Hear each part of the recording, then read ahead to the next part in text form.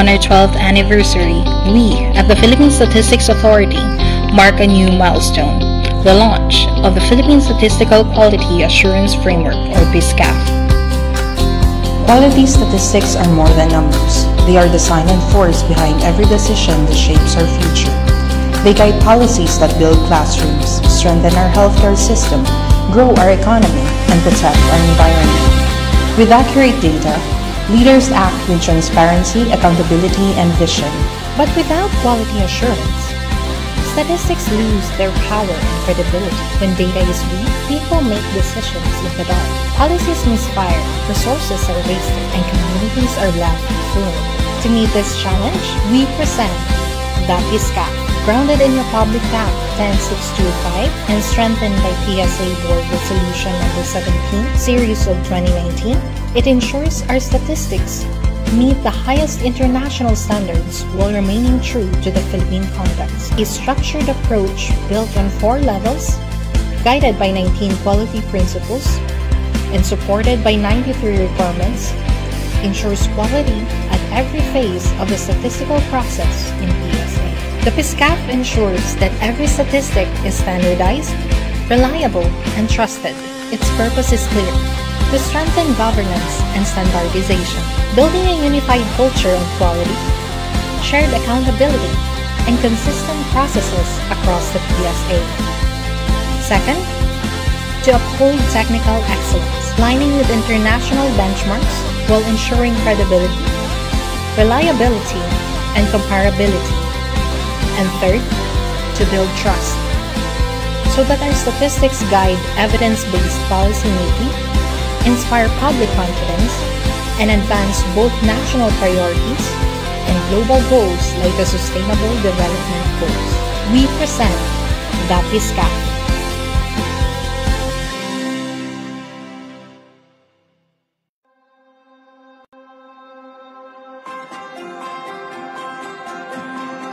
Every Filipino community has its own story. Stories of progress, challenges, needs, and opportunities. To truly understand these stories, we need more than numbers. We need community-driven data that is reliable, accurate, and accessible. Introducing the CBMS Portal, the official online hub for presenting and sharing statistics derived from the community-based monitoring system. Built for government agencies, local government units, researchers, the academe, and the public. The CBMS portal makes data easier to use for smarter decisions. With the CBMS portal, you can view localized Sustainable Development Goal indicators straight from your community level. Start with a simple data table, then instantly convert it into a graph. And just as quickly, transform it into an interactive map. Go even deeper by disaggregating data by sex, age group, or urban or rural class.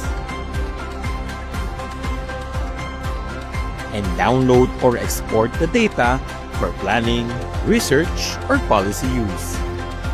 From national planning to local program design, from academic research to community advocacy, the CBMS portal turns raw statistics into actionable insights. Because when we understand our communities better, we can serve them better. This is the CBMS portal.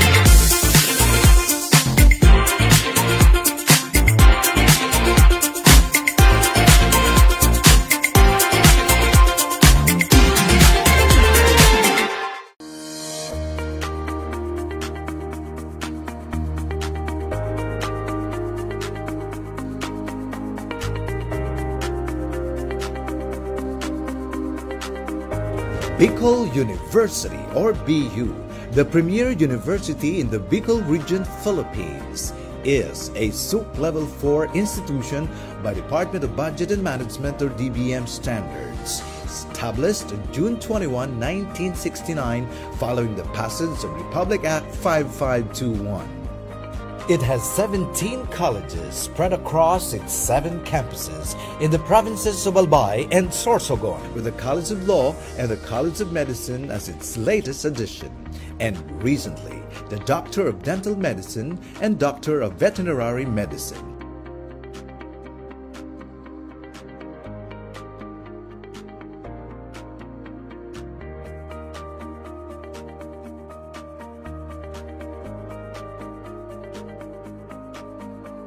Is rooted in its consistent top-level performance in various licensure examinations, becoming recognized as top-performing school in accountancy, social work, midwifery, nursing, education, engineering.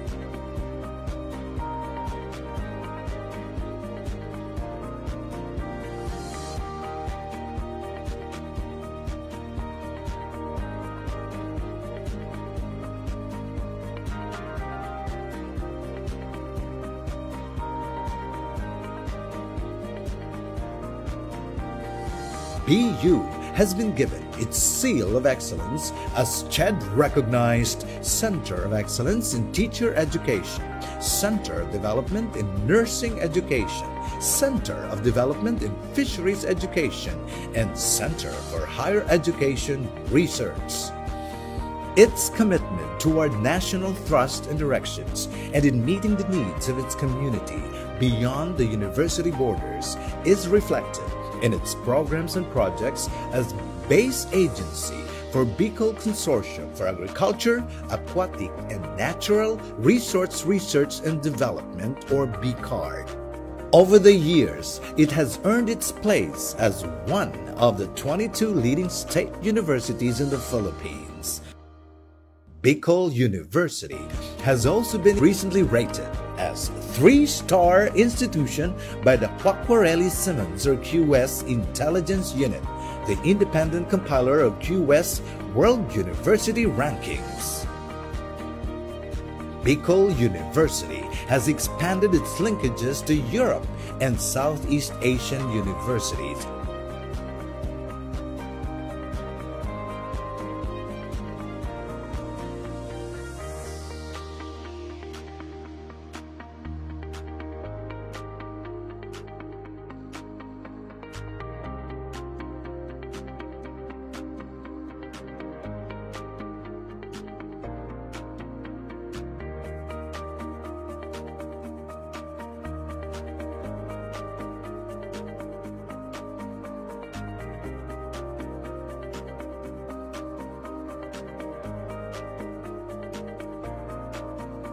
This is Bicol University.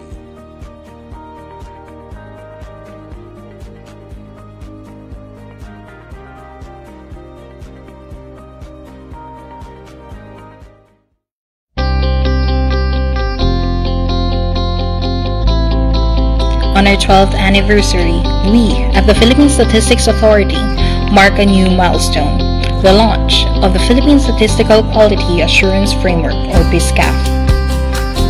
Quality statistics are more than numbers. They are the silent force behind every decision that shapes our future. They guide policies that build classrooms, strengthen our healthcare system, grow our economy, and protect our environment. With accurate data, leaders act with transparency, accountability, and vision.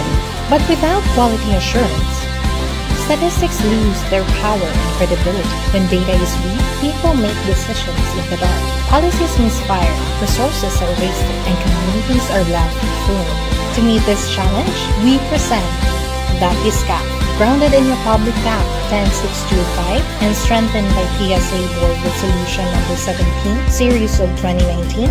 It ensures our statistics meet the highest international standards while remaining true to the Philippine context. A structured approach built on 4 levels, guided by 19 quality principles, and supported by 93 requirements, ensures quality at every phase of the statistical process in PSA. The PSCAF ensures that every statistic is standardized, reliable, and trusted. Its purpose is clear: to strengthen governance and standardization, building a unified culture of quality, shared accountability, and consistent processes across the PSA.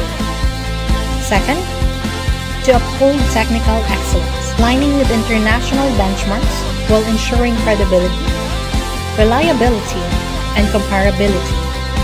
And third, to build trust, so that our statistics guide evidence-based policy making, inspire public confidence, and advance both national priorities and global goals like the Sustainable Development Goals. We present the PSCAF.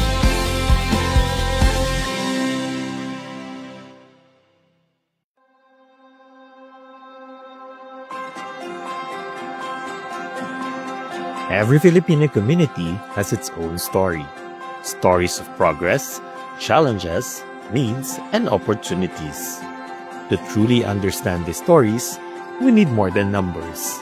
We need community-driven data that is reliable, accurate, and accessible. Introducing the CBMS Portal, the official online hub for presenting and sharing statistics derived from the community-based monitoring system. Built for government agencies, local government units, researchers, the academe, and the public. The CBMS portal makes data easier to use for smarter decisions. With the CBMS portal, you can view localized Sustainable Development Goal indicators straight from your community level. Start with a simple data table, then instantly convert it into a graph. And just as quickly, transform it into an interactive map. Go even deeper by disaggregating data by sex, age group, or urban or rural class. And download or export the data for planning, research, or policy use. From national planning to local program design, from academic research to community advocacy, the CBMS portal turns raw statistics into actionable insights. Because when we understand our communities better, we can serve them better. This is the CBMS portal.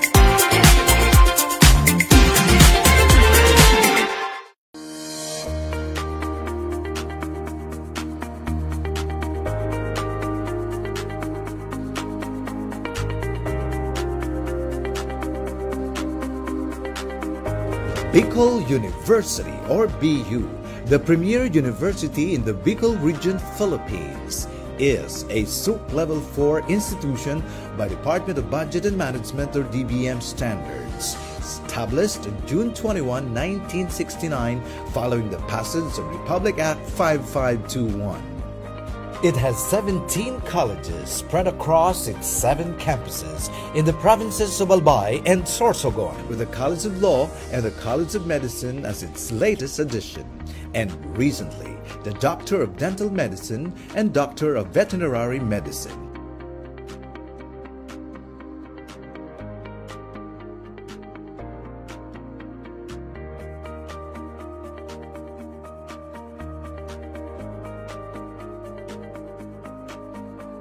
Is rooted in its consistent top-level performance in various licensure examinations, becoming recognized as top-performing school in accountancy, social work, midwifery, nursing, education, engineering.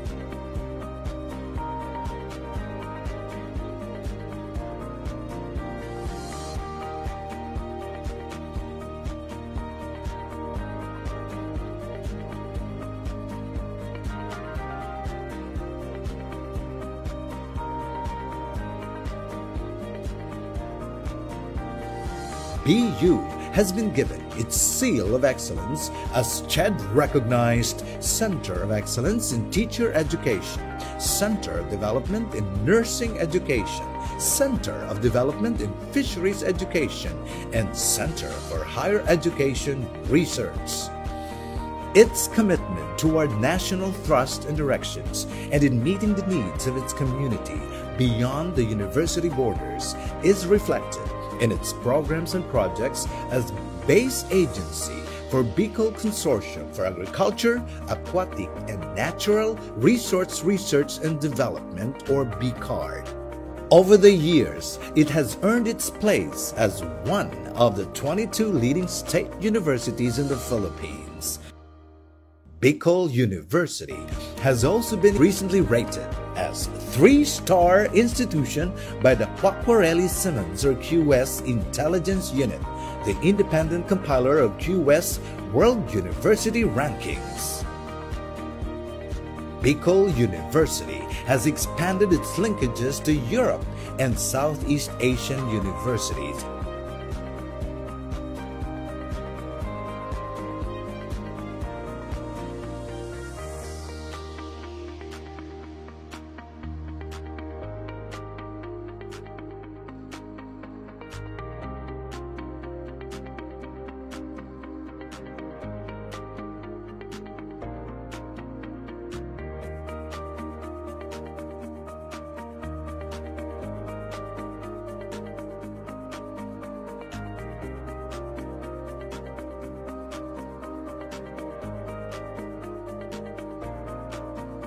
This is Bicol University.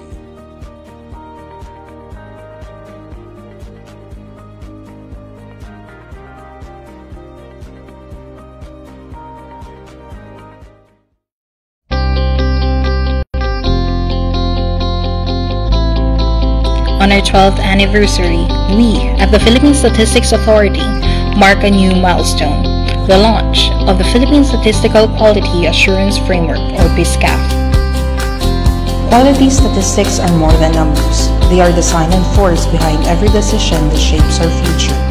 They guide policies that build classrooms, strengthen our healthcare system, grow our economy, and protect our environment. With accurate data, leaders act with transparency, accountability, and vision.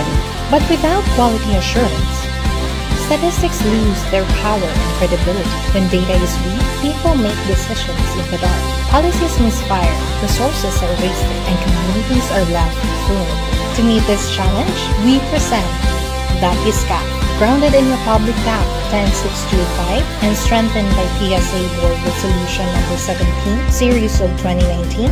It ensures our statistics meet the highest international standards while remaining true to the Philippine context. A structured approach built on 4 levels, guided by 19 quality principles, and supported by 93 requirements, ensures quality at every phase of the statistical process in PSA. The PSCAF ensures that every statistic is standardized,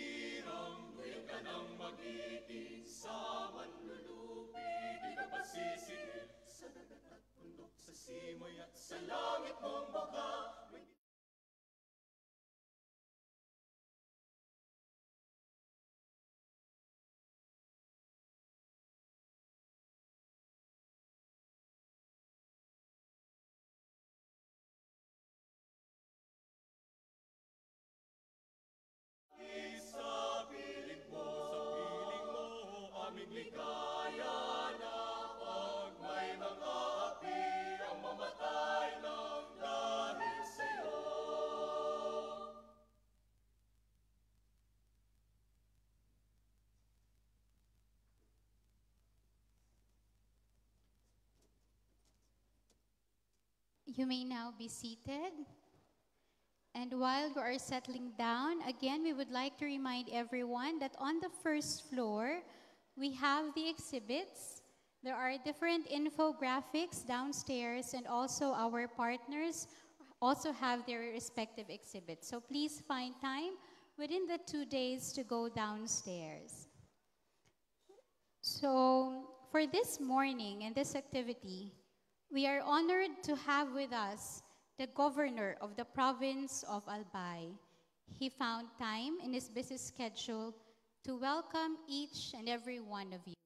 Now, to give us the welcome remarks, I would like to call on stage the governor of the province of Albay, Honorable Noel E. Rosal.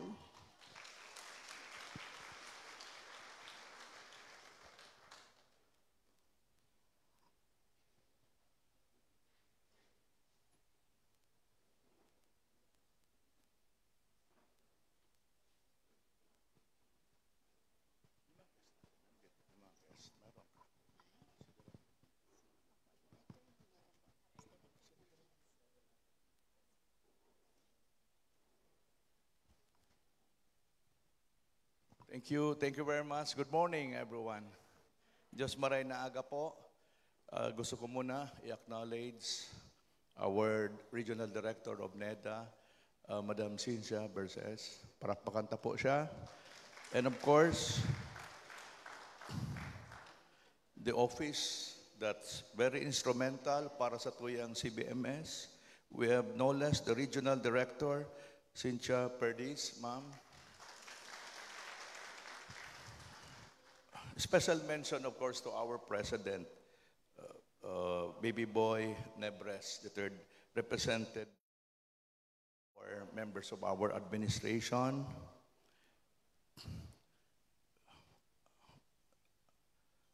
Yusik Claire Mapa, and other guests, fellow workers in the government, our students, and of course, our speakers this morning. Diyos maray na aga, Giraray. First of all, I'm so excited that once again, I'm invited by Bicol University, wherein I really see that Bicol University is one of the top university right now in our country. Parapakan natin ang Bicol University. You know, when it comes to CBMS or Community-Based Monitoring System, hindi ito bago sa akin. As you all know, I've been a mayor for so many years. This is one of the measuring tools of our local government units. This is very crucial in this decision-making. No? As you all know, right now, the President wants to strengthen our Regional Development Council, meaning he wants to strengthen the so-called Regional Development Investment Plan. No? Nandito si Director Berses. Kaya kailangan natin pag-ibayuhin. Kailangan natin involve everyone.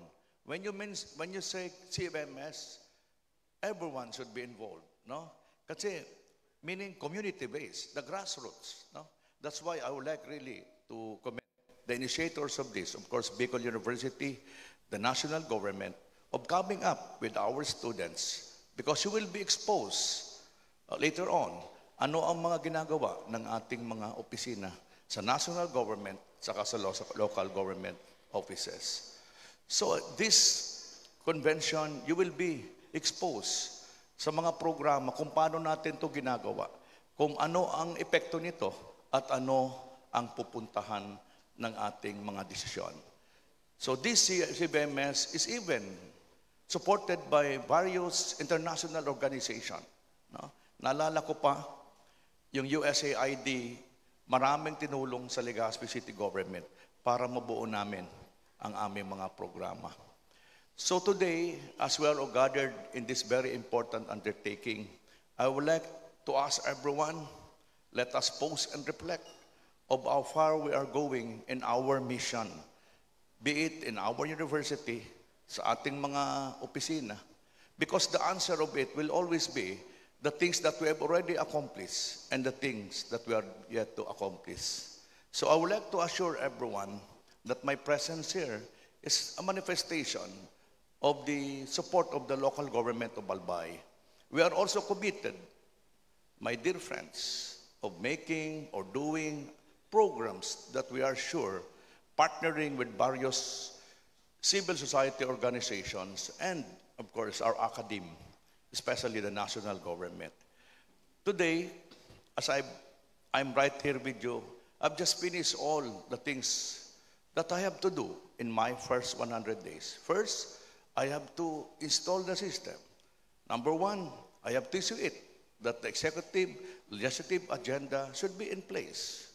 Number two, I have to see to it that the CSOs should be accredited because they are one of those decision makers in our local development council, which is very important. No? Hindi po sanggunian panlalawigan o kaya sanggunian panlunsod ang pinakamahalaga na grupo or council sa pagbuo ng isang programa. It should always be the local development council. So ngayon, you have to update the annual investment program and of course, the provincial development investment plan. So again, ladies and gentlemen, it's an honor for me to welcome all of you. I know you have a very busy day ahead and looking forward for a very successful meeting, especially for our students to be exposed and we will be learning something that after graduation will be beneficial in their own respective careers. So, Diyos mabalo sa Indo Gabos. Again, salamat po sa Indo Gabos. Salamat po. Thank you very much po. Parang last week lang nagkita kami sa awards night.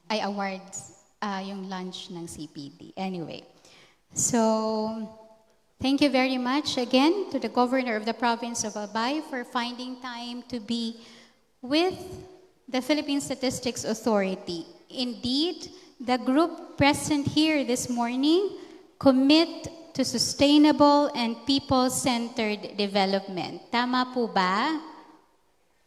Ay parang wala tayong commitment. Tama po ba? We commit to sustainable and people-centered development. Opo?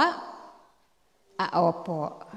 Konti lang po yung nag-commit. So anyway, so at this point, we will listen to the opening message to be given to us by the University President, Dr. Baby Boy Benjamin Nebres III, to be represented by our Vice President for Administration and Finance, Vice President Cyrus Barameda.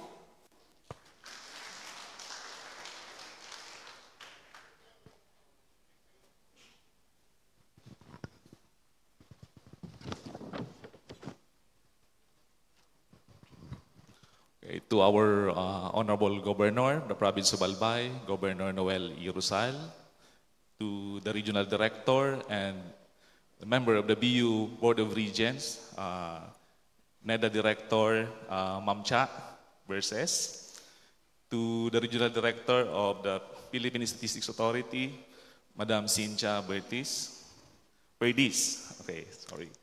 other government officials, fellow government workers, other guests, to the teaching and non-teaching personnel of the Bicol University, good morning.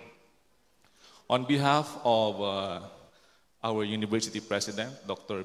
Baby Boy Benjamin D. Nebres, and the Bicol University community, it is with deep admiration and solidarity that I extend my support to all delegates data champions, and community builders for this vital gathering of the 2025 Regional CBMS Convention and Data Festival, united under the theme, Ready, Start, Go, Building Agile, Resilient, and Future-Ready Filipino Communities through Data-Driven Systems.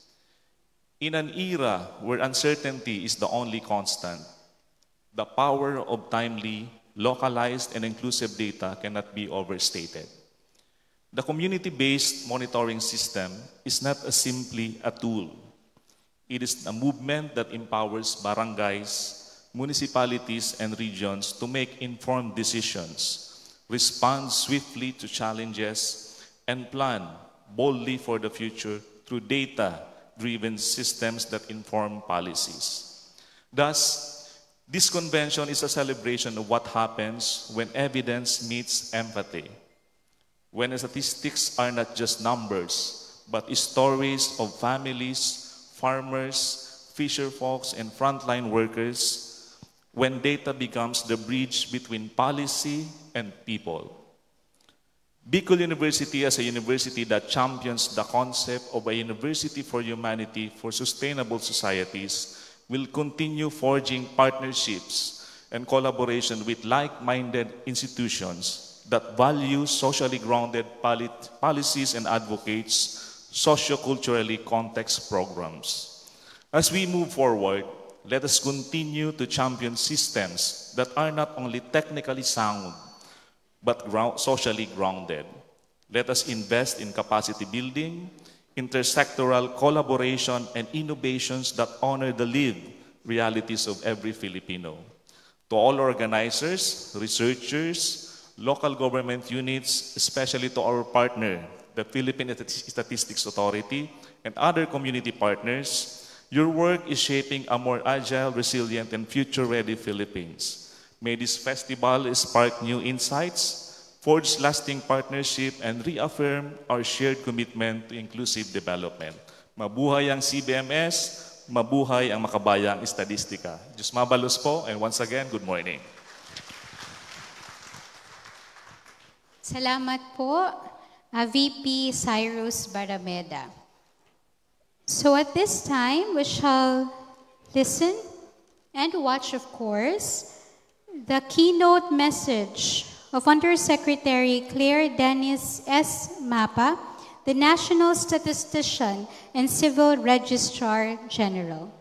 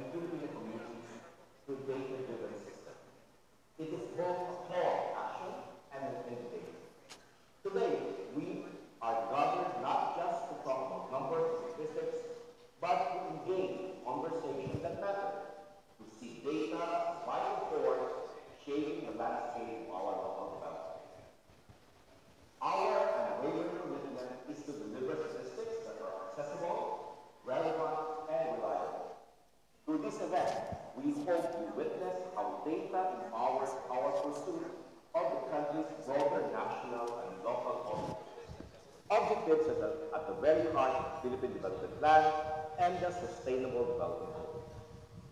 Let us focus for a moment on the power of data, especially the power of community-based monitoring system. The CBMS is not just a framework.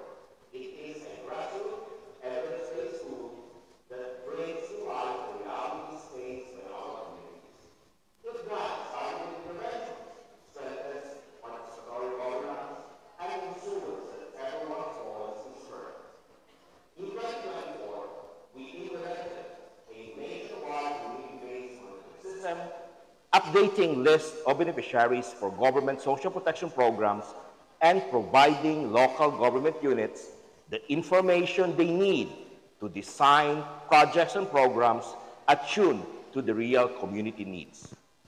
Through these sessions and exchanges in the convention, I encourage everyone to see CBMS as more than a set of figures, but as a catalyst for transformation and a mirror of the people's aspirations. Alongside the CBMS, this convention will shine a spotlight on the Philippine Statistics Authority's products, services, and initiatives, tools and frameworks designed to raise the quality, accessibility, and impact of data. Our goal is a culture of evidence-based decision-making that cuts across every sector and every stakeholder. This gathering is more than a forum. It is a platform for connection. We aim to deepen engagement among government agencies, academic institutions, and all partners, fostering active participation, compliance, and a shared sense of ownership over our data governance systems. By promoting this array of PSA's offerings, we move closer to a transparent, inclusive, and responsive statistical system that truly serves our people.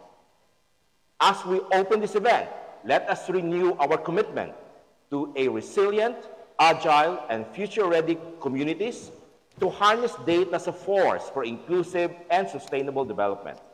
Let us seize this opportunity to learn, to share, and to make a meaningful difference together. Once again, welcome to the 2025 Regional CBMS Convention and Data Festival. Maraming salamat at mabuhay po tayong lahat. So there you have it. Ladies and gentlemen, Undersecretary Mapa challenged all of us to convert CBMS into data-driven development at the grassroots level. So that was indeed very exciteful. So we now come to the context presentation to be given by no less than the Regional Director of the Philippine Statistics Authority, Regional Director Cynthia L. Perdiz, CESO 5.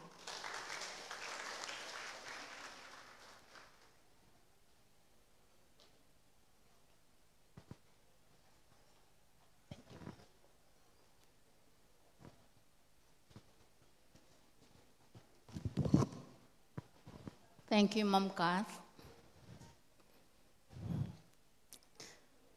My greetings and utmost respect to our Governor of Albay, Honorable Governor Noel E. Rosal,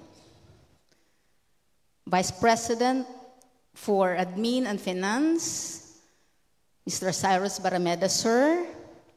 Of course, our mother, the Regional Director of DepDev, former NEDA, ang aking katukaya, Ma'am Cynthia Berces,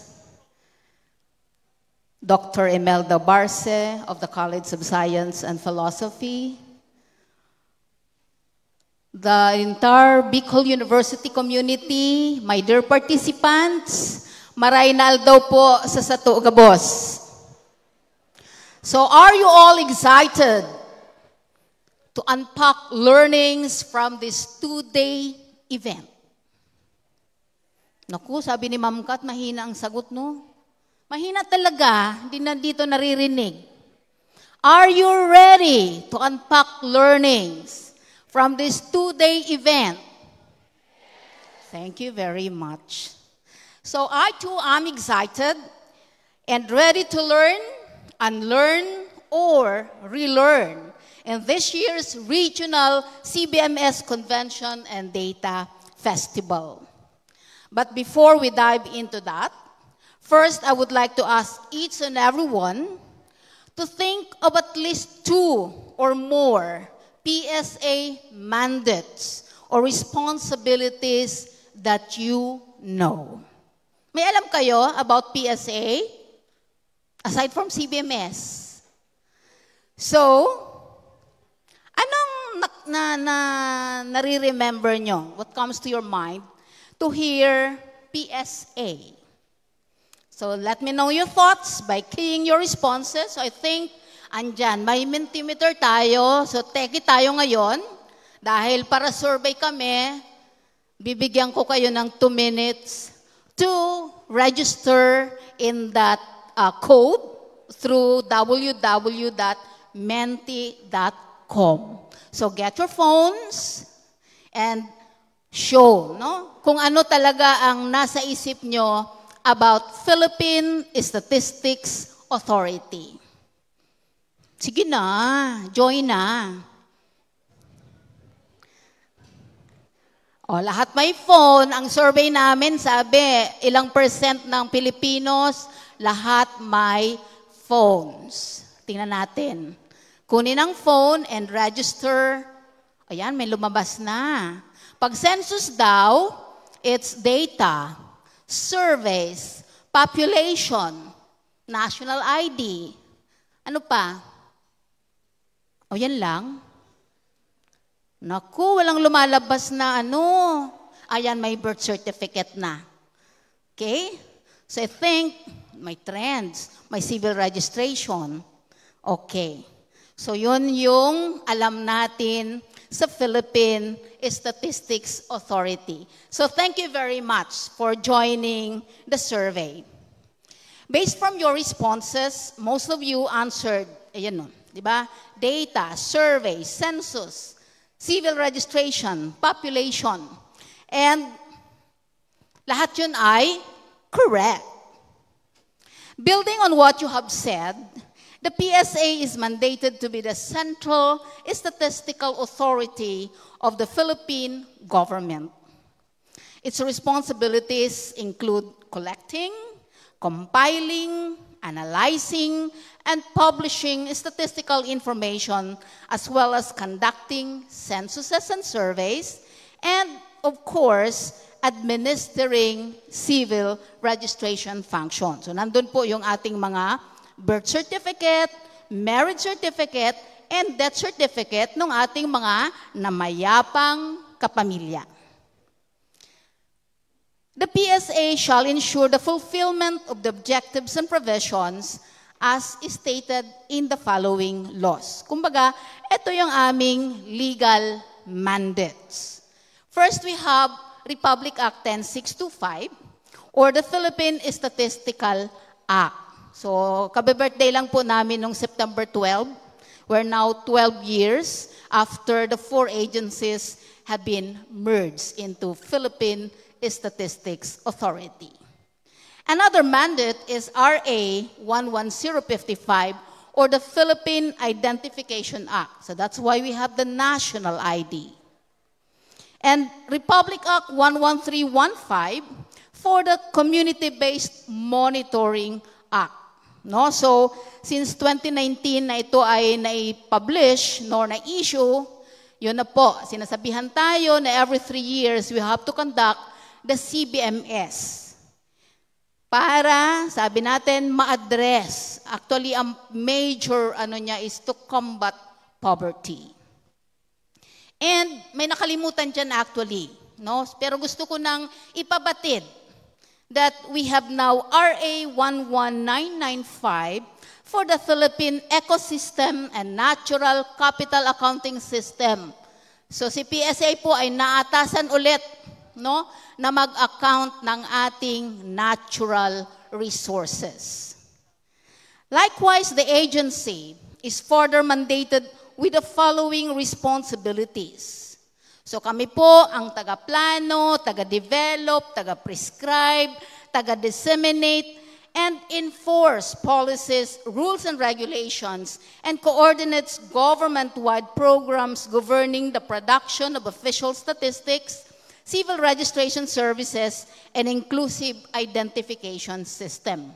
So halos lahat ng agencies, kami po ay nakikipag-coordinate from time to time to account all of this.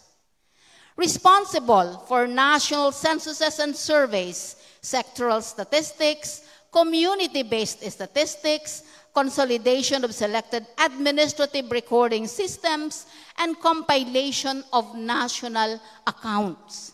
So ngayon po, we are also able to, kung meron tayong gross domestic product, meron tayong gross regional domestic product, now we also generate the provincial product account.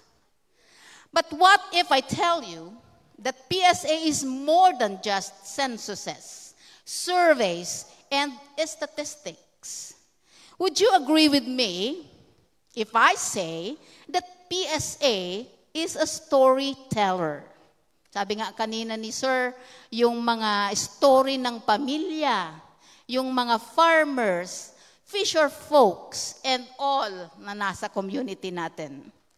We are bridge builders and a catalyst for change. So lahat naman tayo, di ba, gusto natin may pagbabago, but that should be inclusive, no? Walang maiiwan.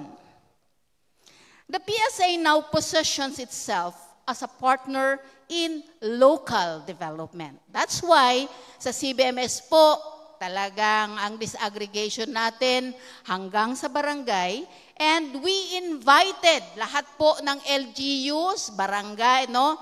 Yung local government units, lahat ng cities and municipalities were invited to this convention and data festival kasi po para ito sa inyo. Through programs like the CBMS, Provincial Product Accounts, and Census of Population, so we recently conducted the 2024 POPSEN and CBMS, the PSA empowers local government units with timely, yun naman ang gusto nyo, di ba? Recent, granular, hanggang sa singit-singitan ng ating areas, no? Granular data that informs planning. Yung pagpaplano natin, dapat may basihan. No? Budgeting, sinabi rin po ni Governor kanina, no? Yung ating investment programs, ay ito po ay lahat may pinagbabasihan. So that's planning, budgeting, and service delivery. We are working hand in hand with communities to build inclusive. So kanina po, sinabi ko na yan, inclusive progress from the bottoms up.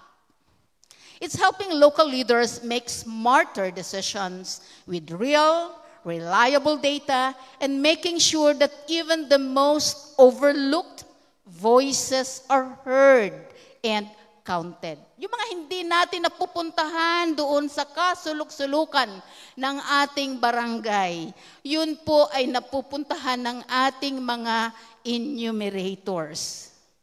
This shift says a lot. Statistics aren't just numbers. Statistics are a vital tool in improving the quality of life too. So yun ang gusto natin. Mabago yung ating buhay. Sabi natin, panatag, matiwasay, no? To understand better, the PSA envisions to be a global leader of dynamic and transformative statistics, civil registration, and identification services. As for the agency's mission, PSA strives to provide statistics, civil registration, and identification services for sustainable, innovative, and inclusive development.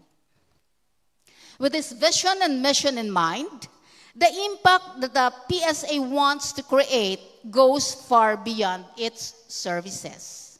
It seeks to build a culture of evidence-based decision-making at every level of governance. It helps in shaping the future of local development. Given the critical function as presented in the previous slides, no? Yung aming mga trabaho, the PSA plays a significant role in nation-building process, turning data into meaningful action. Paulit-ulit natin sinasabi, no? Through its work, collecting and sharing accurate, timely, and inclusive statistics, the PSA helps our leaders, policymakers, and decision makers make informed decisions that truly respond to the needs of the people. Ano talaga ang kailangan ng ating communities? Whether it's tracking progress of poverty, health, education, or local development. The PSA ensures that all is accounted. Beyond numbers, it strengthens governance and upholds every Filipino's right to be seen, counted, and heard. In building a better future, the PSA is not just a source of data. The PSA is a partner in creating a lasting, people-centered change. So in essence, the PSA helps transform numbers into action, ensuring that development is data-informed, inclusive, and people-centered. This commitment of transforming data into meaningful action brings us to the heart of this gathering. While the PSA continues to champion inclusive people-centered development through its statistical systems, the Community-Based Monitoring System, or the CBMS, stands as a vital pillar in this mission, capturing the realities of communities at the grassroots level. So yun po lahat, pag na-account natin, nakikita natin kung anong klase ng community meron tayo. The CBMS has played a crucial role in generating granular, local-level data to support evidence-based policy formulation, governance, and development planning. Despite its significant contribution, challenges persist in fully harnessing its potential for data-driven decision-making, particularly in ensuring the efficient collection, analysis, and application of CBMS data. Napakahirap po, no? So up to now, we are still, no? May mga validation pa tayong ginagawa, no? Before we turn over the data to our local government units.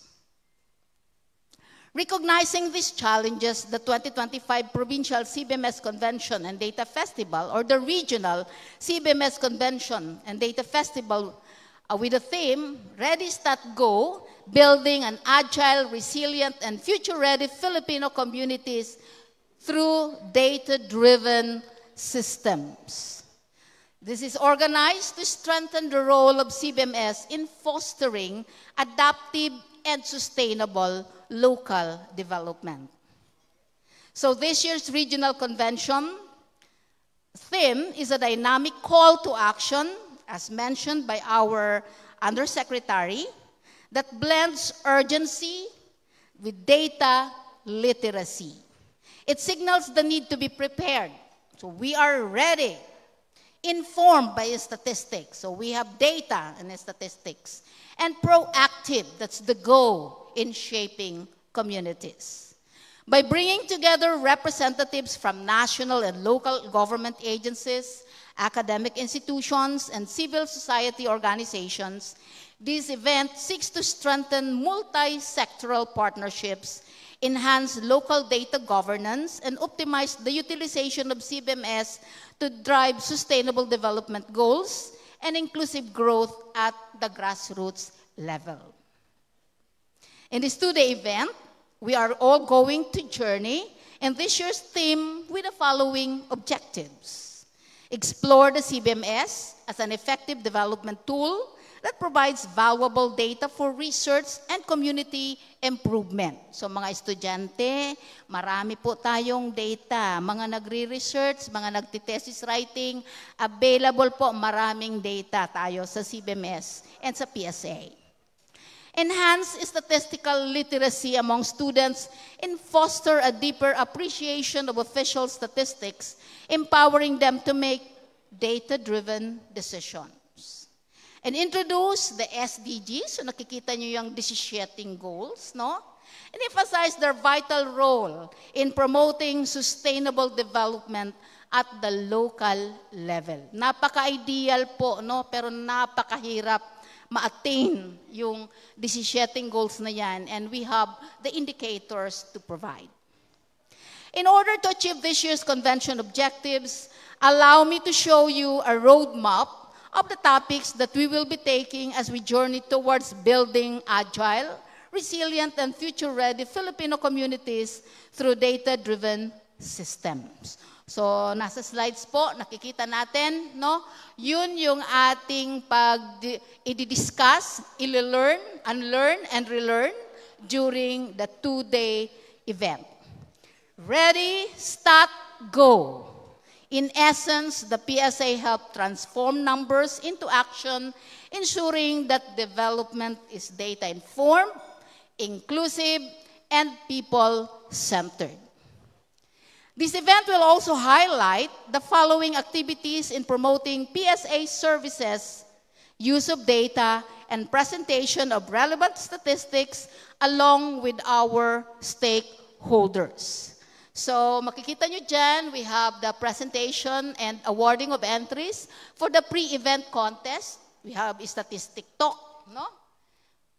Stat shots, nakikita nyo yung pictures doon sa ground floor, kung ano ang dinidepict, no, sa ating mga SDGs. Meron tayong Family Feud-like PSA survey says. We have Report It Right. So, mga estudyante, mga colleagues, no? We have the data reporting contest. Tingnan natin kung sino yung magagaling dito. And of course, we have the 2025 CBMS Gawad Galing Lokal. So, these are LGUs na nag-submit ng entries para tingnan at let them know kung paano ginamit ang CBMS sa kanilang mga programa. We have at the ground floor the exhibit booths. We have from DICT. So baka gusto nyong ma-learn yung mga EGOV apps, no? Importante yun sa atin. We have the DSWD booth. We have the booth from Bangko Sentral ng Pilipinas. And the Philippine Economic Society na galing po ng Bicol University. We will also be providing services for the national ID. So hindi pa nare-register, nangangailangan ng kopya ng inyong transaction slip, queries, then we will cater to that. And tomorrow, kasi po ngayon, nag-serve muna kami doon sa mobile caravan sa Tabaco. Tomorrow, our CRS mobile outlet. So kung gusto nyo ditong kumuha ng inyong mga birth certificate, marriage contract, right there, no? We can print your request. So meron tayong mobile outlet. We have also SDG booth para mas malaman nyo kung ano yung mga SDGs. And our data enclave. So our data enclave will show you, no? Will walk you through kung paano mag-request. It's like, di naman siya raw data, but kumbaga, yun na yung tawag natin, micro, no? Para na siyang database ni PSA wherein kung ano yung gusto nyong tabulation, no? Yun ang data ang kailangan nyo, then you can request and para may biigay sa inyo, no? So, but may proseso po tayo. But that is now a very rich, no, database of PSA's data or information. And then launching of the CBMS portal and PSA e-learning platform. So maya-maya po ipapakita natin yung ABP for that e-learning platform. So I think that ends my presentation. Maraming salamat sa inyong presensya and good morning everyone.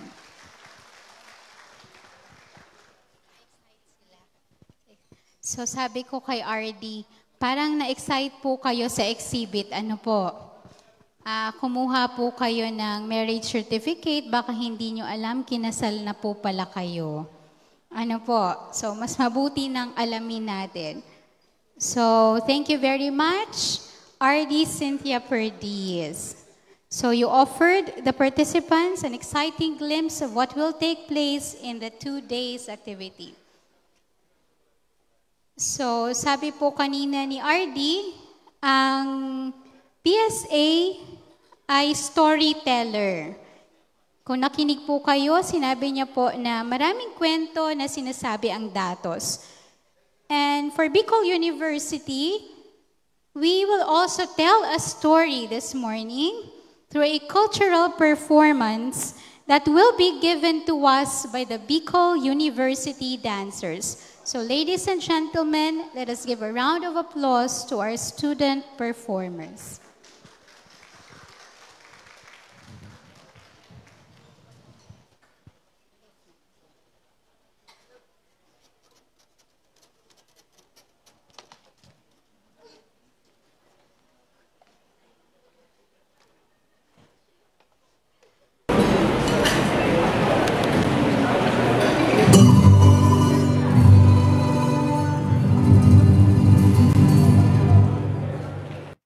Thank you.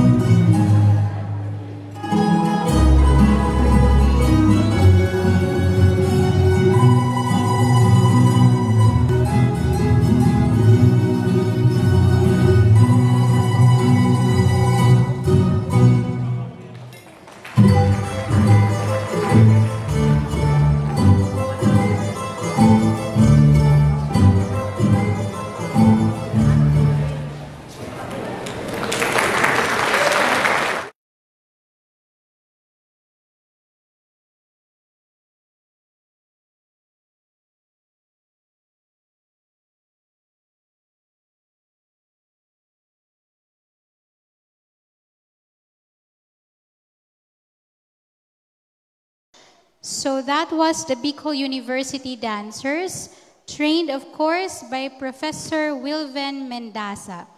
The chorale this morning was trained by Professor Apple Rubio, and both groups is under Professor Mark Glenn Tejada. So, inaantay ko po sana sila lumapit sa inyo para pasayawin kayo.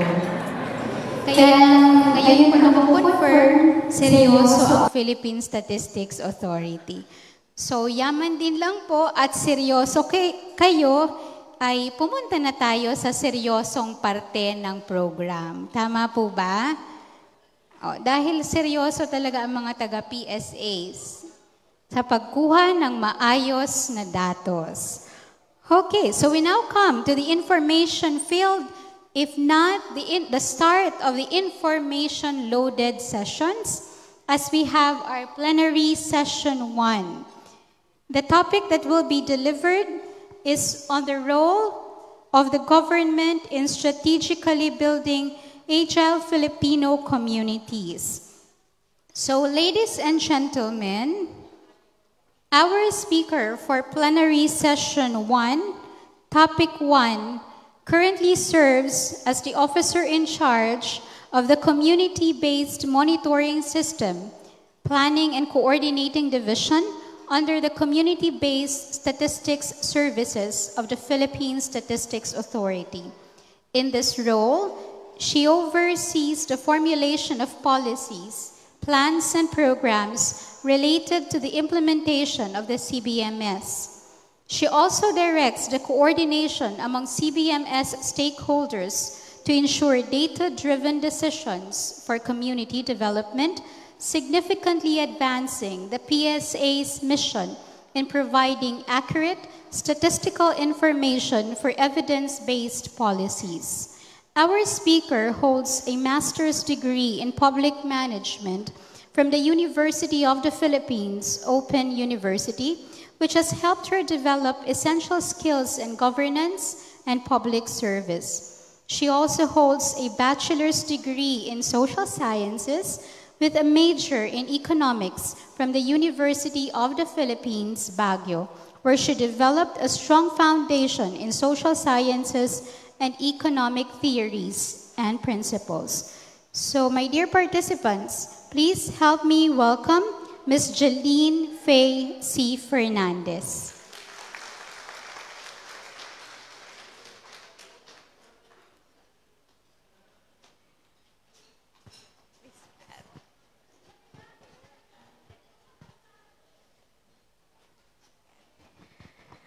Thank you po, Ms. Kat, for that medyo long introduction. So, good morning po ulit, everyone. Kamusta po kayo?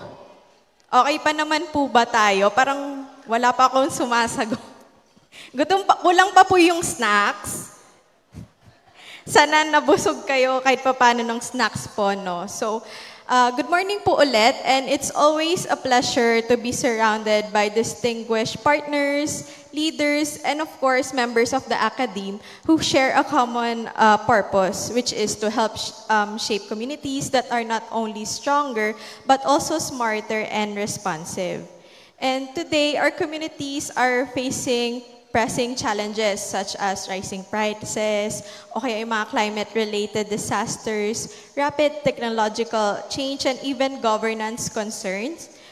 So, to thrive amid these challenges or realities, Filipino communities must be agile, ready to adopt, eager to collaborate, and as well as willing to innovate. So, my presentation today will explore the government's role in strategically building agile Filipino communities and how, of course, ang ating community-based monitoring system or yung ating CBMS empowers both policymakers and local stakeholders, including the academe, to design solutions that are evidence-based, inclusive, and future-ready. So, next slide po. So, let's begin with the CBMS itself. So since its enactment in 2019 through yung ating Republic Act number 11315, the CBMS or the Community-Based Monitoring System has become a valuable tool for collecting, processing, and validating data at the local level. So it ensures na yung information po na nakukuha natin ay accurate, timely, and of course reflective sa needs ng ating mga komunidad. Also, the CBMS provides leaders with critical insights on poverty, education, and other key indicators. So, with this information, yung ating government po, yung government programs na ginagawa po natin can become more targeted, resources more efficiently allocated, and yung gaps po sa ating communities can be effectively addressed. But beyond data, yung ating CBMS po empowers communities or fosters yung ating tinatawag na community participation. So through the CBMS kasi, since yung ating data po sa CBMS ay kinokollect at the household or barangay level, yung ating community members po ay directly involved sa pag-provide ng information tungkol sa kanilang sariling situation. So through this, yung ating mga local leaders and stakeholders naman, pwede silang mag-engage sa pag-validate and paggamit doon sa information provided, making them active partners in planning and implementing solutions that truly respond to the needs of their communities. Now we've seen how the CBMS equips Filipino communities with reliable, data-driven, and insights that empowers yung ating mga leaders, engaged citizens, and guide sustainable development. However, of course, yung data alone does not drive change.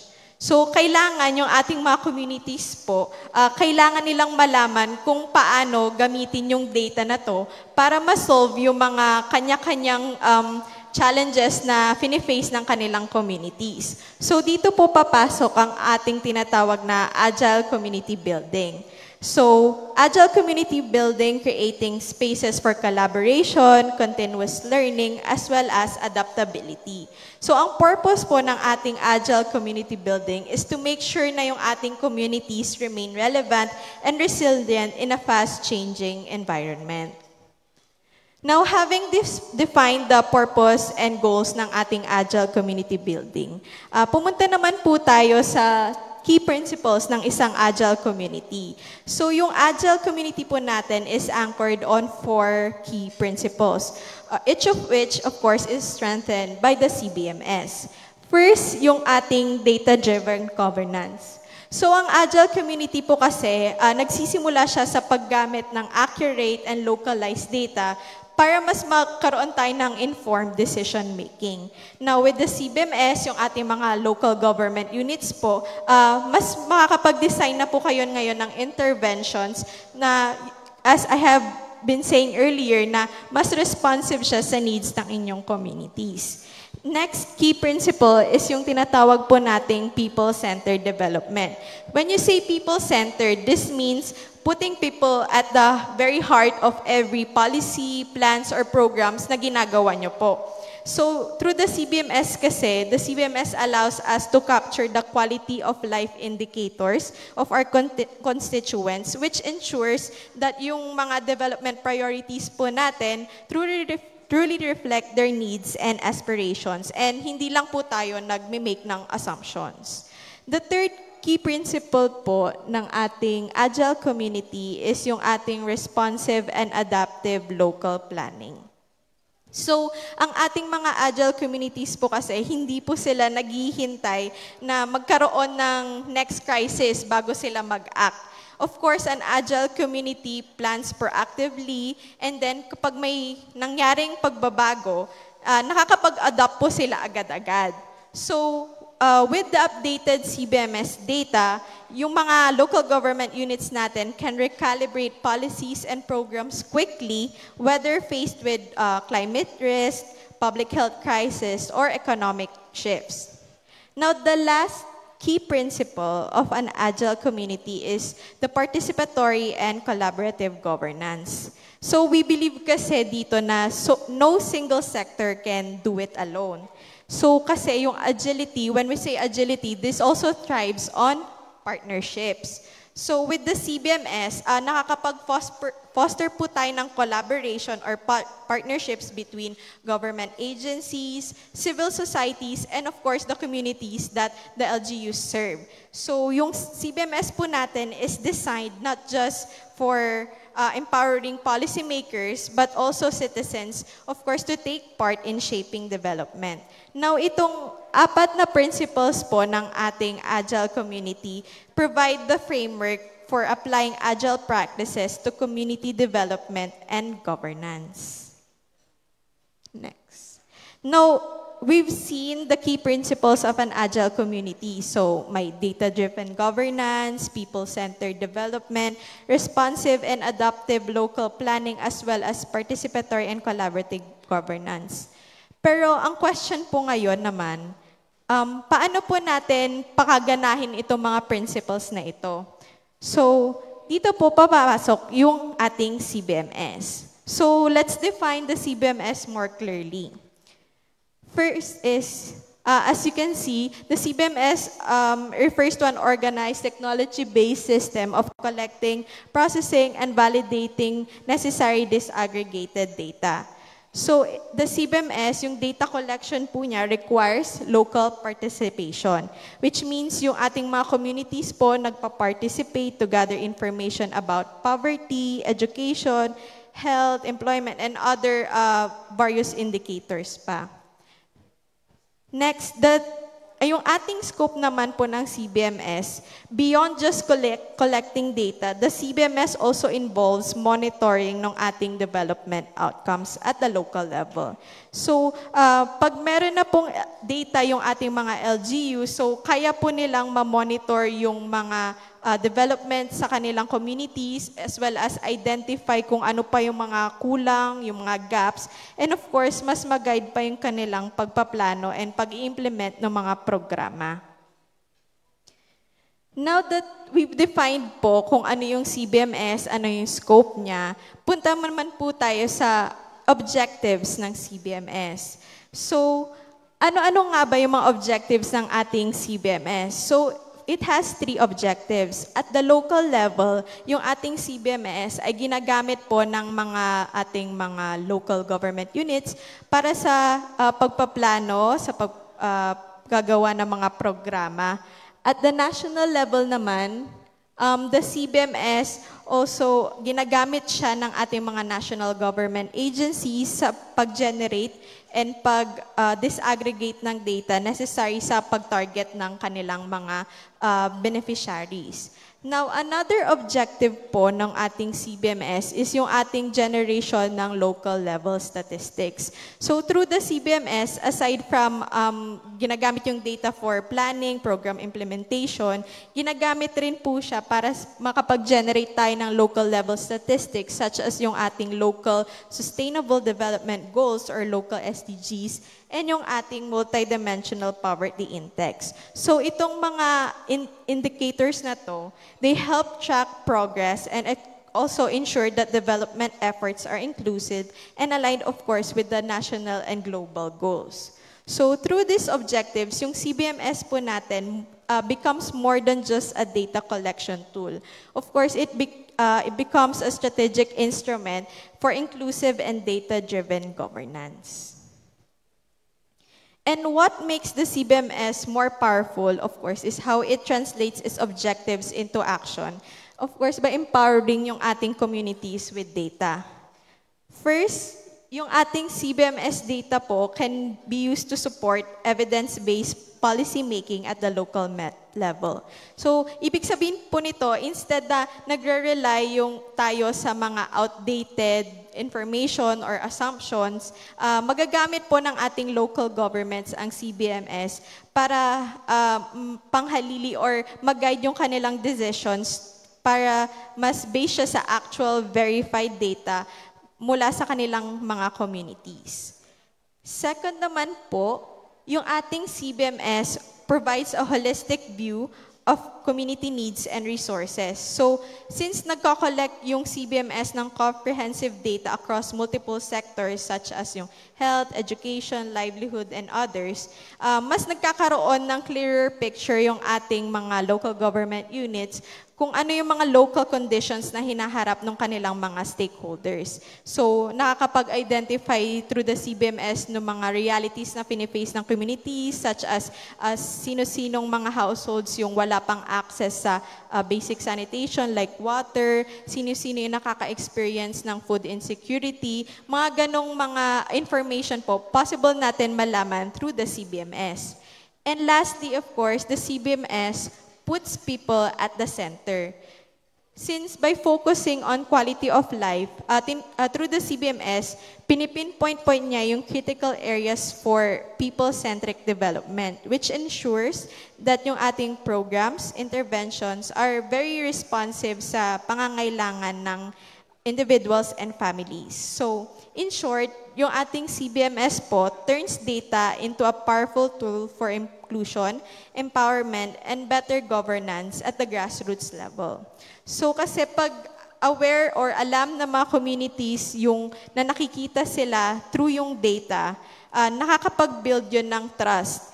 And when yung ating local government units, for example, use the data to allocate resources, design programs, and engage citizens, it of course builds accountability. So, this is what you call yung ating data empowerment. Kung saan yung information nagpo-flow po siya up, not just upward sa ating mga national government agencies, but also downward and outward to the very communities that we serve. So, sa mga next slides po, ipapakita ko yung mga examples ng ilang mga LGUs kung paano nila nagamit yung kanilang CBMS data. So for example, sa Baguio City, meron kasi silang goal na isang smart city. So ang vision po nila ay maging isang smart city. So this Baguio City was one of the pilot areas of the CBMS in 2021. And through their CBMS data, nag-develop po sila nung tinatawag nating Social Vulnerability Index or yung SVI. So yung SVI, ang ginagawa daw po nito is minamap out niya yung mga vulnerable populations across yung barangay sa Baguio City along yung mga variables on economics, population, housing, and exposure. And then, through the SVI, nakakapag-identify sila ng priority barangays for social protection, housing support, disaster preparedness, and targeted programs pa. Now, for mga programs po na ginagawa or ginamit ng LGU through the CVI is, of course, yung, for example, may targeted social welfare and urban planning efforts sila. Ginamit po nila yung CBMS data and then SVI for that. And then, of course, meron silang resilience building measures such as disaster preparedness and targeted infrastructure improvements aligned dun sa findings ng kanilang SVI. So, this is the kind of agile governance that we want to see. So, nakikita dito na through the data, nag-lead siya sa isang action. Next example po ng LGU is yung ating LGU Bayugan City. So, ginamit nila yung CBMS, hindi lang para mang-inform, they also use the CBMS to transform. So, ginamit ng LG yung sa kanilang CBMS data para mas ma-improve pa yung quality of life ng kanilang constituents. So, for example, ginamit nila yung CBMS data by providing mga vitamins sa pregnant and lactating mothers as well as provision ng supplemental feeding programs and others. So, this is how we ensure that our development work is relevant, inclusive, and timely. Now, last example po ng LGU utilization of CBMS data is that of sa Carmona City, Cavite po, wherein ginamit nila yung kanilang CBMS data para sa paggawa ng kanilang tinatawag na carer program or yung comprehensive approach, responsive education, and rehabilitation. So they also built yung mga socialized housings as well as mga livelihood initiatives and even dito kasi sa CBMS, nakukuha rin natin yung data dun sa mga various vulnerable sectors natin like yung ating persons with disabilities or PWDs. So since yung Carmona City, nagkaroon po ng data or number ng PWDs nila, ginamit po nila yon para magtayo nung tinatawag nilang Definitely Happy Store. So dito makikita natin na yung household level data cuts across different sectors. And yung disaggregated indicators allowed yung ating LGU Carmona to identify specific vulnerable segments. So that is how nakatulong yung data po sa kanila to reach yung right people at with the right services. So which is very strategic and of course responsive governance in action. Next slide. So ito naman ito po pala yung last example ng LGU utilization ko, which is yung sa LGU Suyo in Ilocos Sur. So yung LGU po nila, nakapag-provide po ng 80 toilets sa 18 households. So baka yung iba iniisip nyo na bakit ang konti lang nung numbers na yan, like 18 lang yung nabigyan nila ng toilets.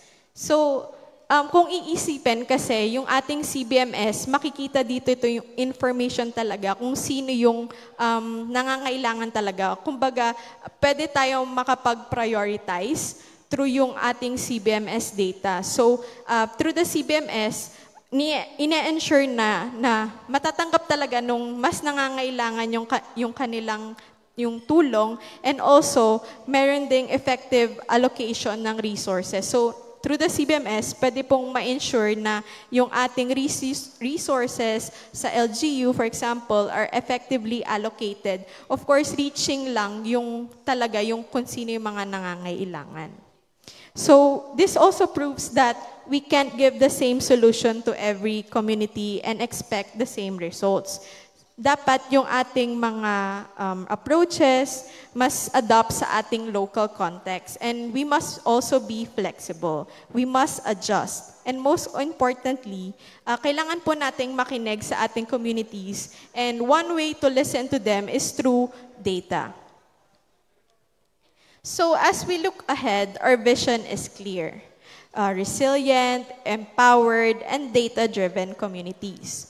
So, I hope na through my presentation, you have seen po na CBMS is more than just a system for gathering data. So, it has been the heartbeat of community empowerment, transforming numbers into stories, challenges into opportunities, and local voices into actionable change.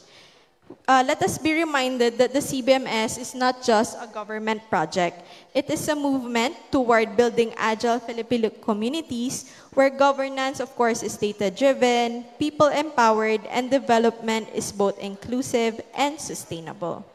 Now, we encourage every LGU and every partner here to continue using the CBMS not just a report, but of course as a roadmap to responsive policies, data-driven decisions, and people-centered governance.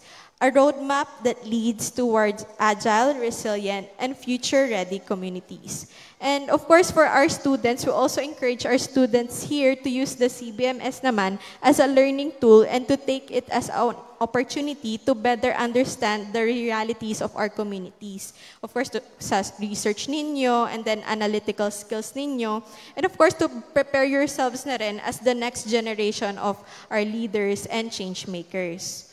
So with this, the PSA remains committed to supporting all of you, our LGUs, partners, and champions in this collective mission. Together, we can ensure po that every community is not just counted, but truly seen, heard, and uplifted. So, Jos Mabalos po, thank you, and let's continue working toward a Philippines that is ready for anything. One community, one data set, and one smart decision at a time. Mabalos po, Ma'am Jeline, and thank you for highlighting what agile communities are and the role of CBMS in it.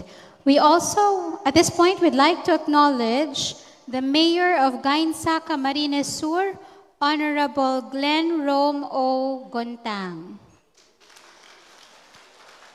Okay. Good morning po.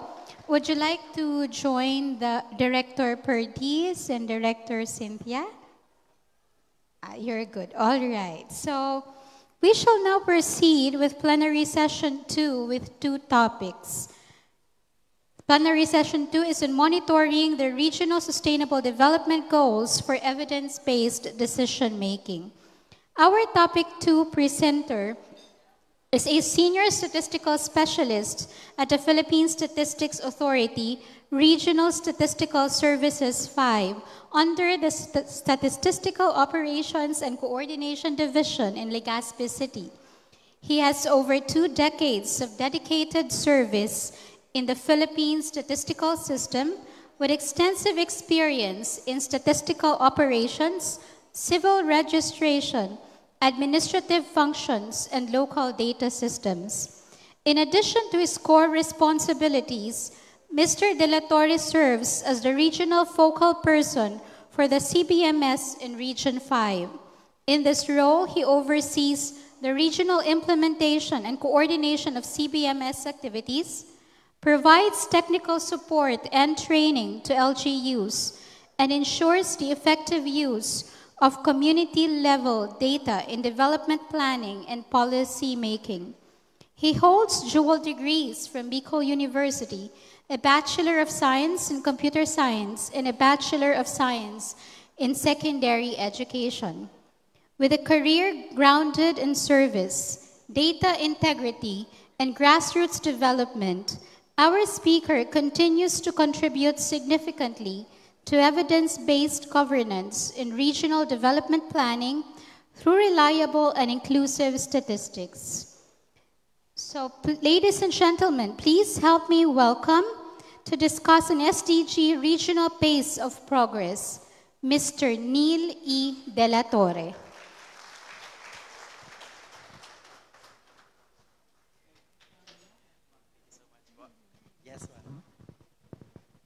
Thank you, ma'am. Okay, so what time is it? It's already 11. So this is quite a long discussion on SDG.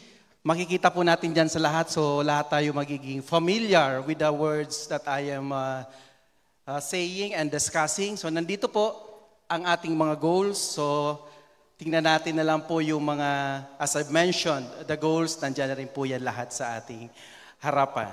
Okay.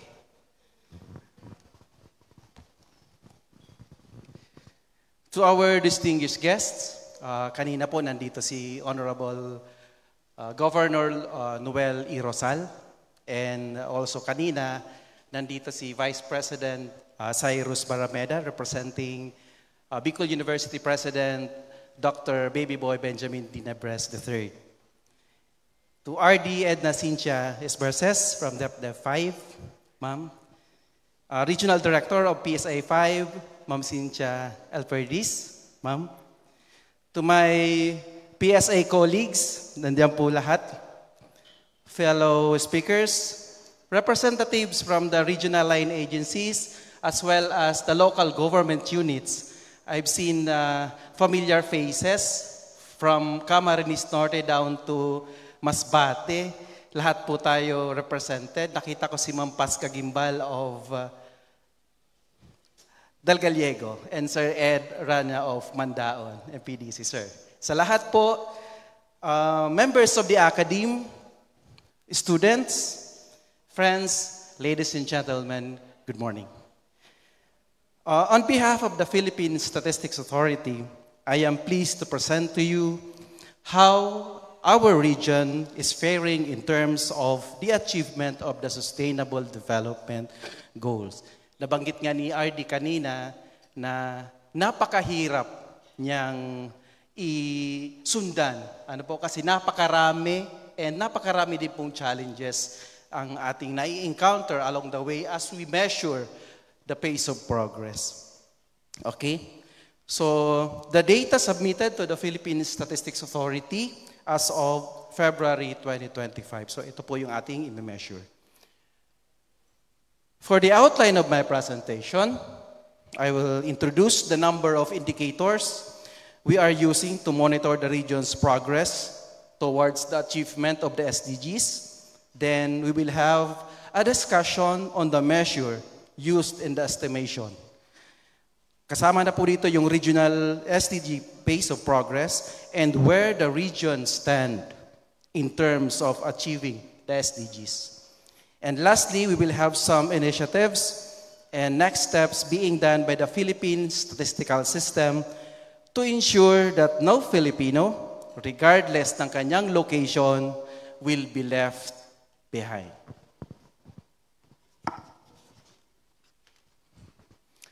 Okay. The Sustainable Development Goals, ito po ay 15-year plan designed to balance social development, economic growth, and environmental protection, ensuring that no one is left behind. Ang Pilipinas, kasama ang 192 member states, affirm dito sa commitment na ito. It is resolved to free the human race from the tyranny of poverty and to heal and secure our planet. It is a unique and ambitious goal of leaving no one and nowhere behind by the end of 2030.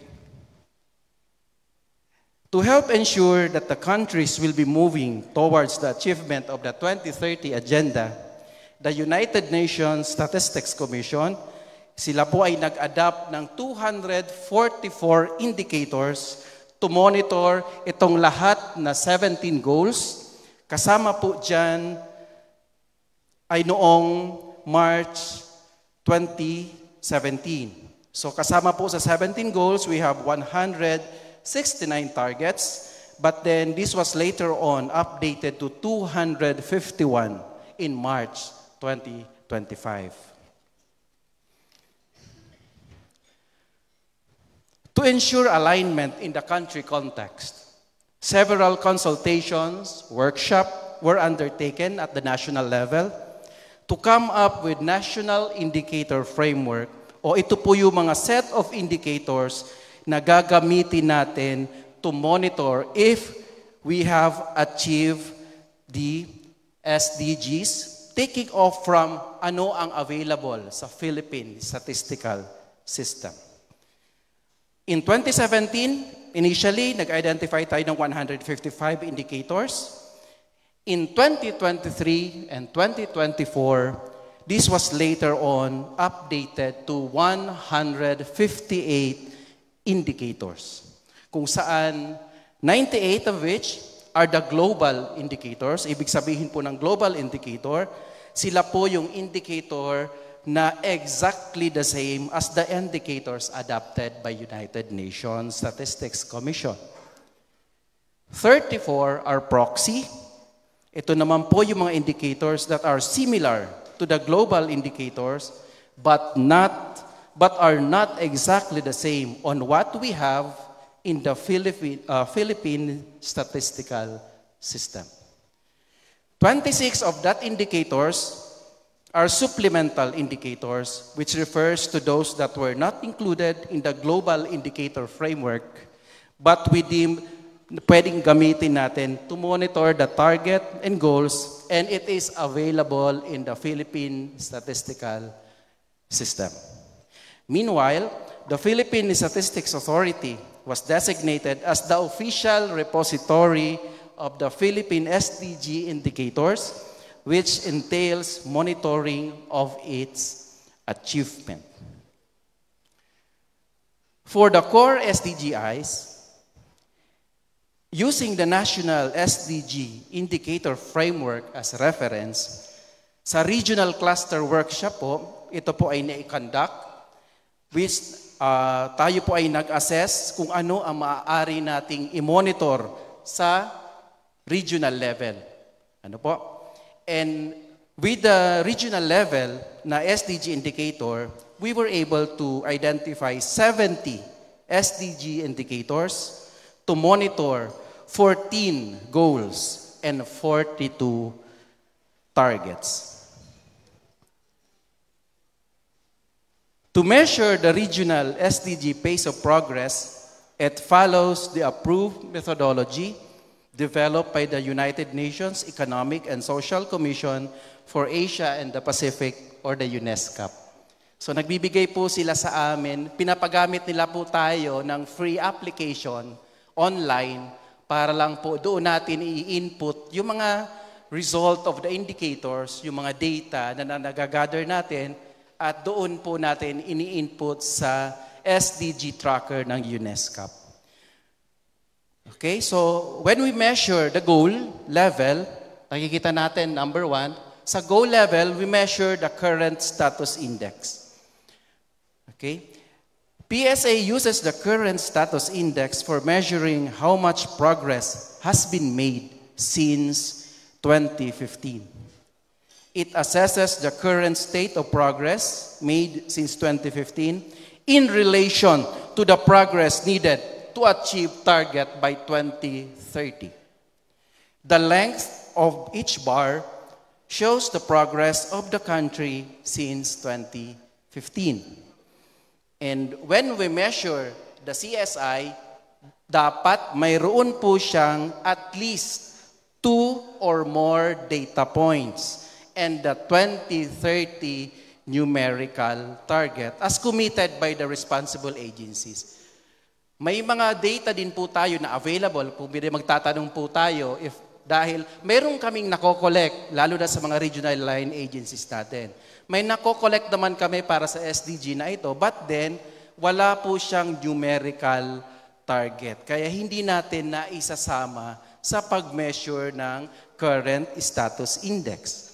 Now, at the target and indicator level, number 2, PSA uses the Anticipated Progress Index, measuring how likely will the target be achieved by 2030. It provides measure of how much extra effort is needed in order to meet the target by the end of the target year, that is 2030. Let us all assume that the pace of progress is sustained. Ito naman na API, or the anticipated pace of progress, if we will measure the API, dapat mayroon pong at least 3 data points ang indicators na kinocommit ng mga responsible organization. At present, PSA RSSO 5 has measured the pace of progress towards the SDGs by generating po yung current status index and the anticipated progress index. These measurements have enabled the agency to produce data visualization that will provide a clearer picture of how the region is performing in terms of SDG achievement. To better understand CSI, tatlo po ang possible outcomes based on the comparison between CSI value and the required threshold for the current year, that is 2024 sa case natin. Sa pinapakita sa ating slide, if the bar reaches or crosses the 2024 threshold line, meaning po, the region has achieved the expected level of progress to date.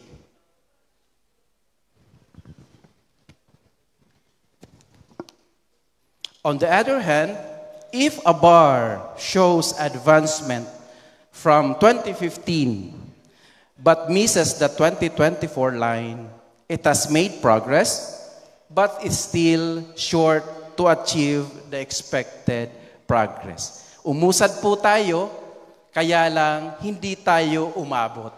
Ano po, parang hindi ganoon kalaki yung effort natin when it comes to achieving the target natin for the threshold line. However, if the bar shows progress but towards the opposite direction, yan po yung mga indicators na natin na nagre-regress. So it is regressing. Now, the figure shown, this is the result of the current status index of Bicol region for 2024. Out of the 69 SDG indicators, only 55 satisfied the data requirement of having at least 2 data points based on the submissions as of February 28, 2025. These indicators were assessed against the 2030 numerical target provided by DepDev in July 2024. As a result, the Bicol region recorded 5 SDG goals that show advancement since 2015 but fall short or misses the 2024 line or the expected progress.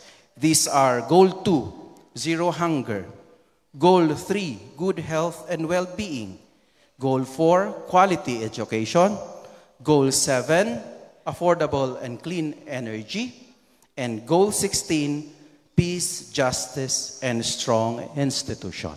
So sila po yung mga naka-blue, kaya lang hindi na-miss pa rin natin yung 2024 threshold line. Meanwhile, 7 SDG goals were found to be regressing or moving away from their targets. These are Goal 1, No Poverty; Goal 5, Gender Equality; Goal 8, Decent Work and Economic Growth; Goal 9, Industry Innovation and Infrastructure; Goal 10, Reduce Inequalities; Goal 11, Sustainable Cities and Communities; and Goal 13, Climate Action. Ang Goal 5, kung napapansin natin, is naka-grid line siya na red.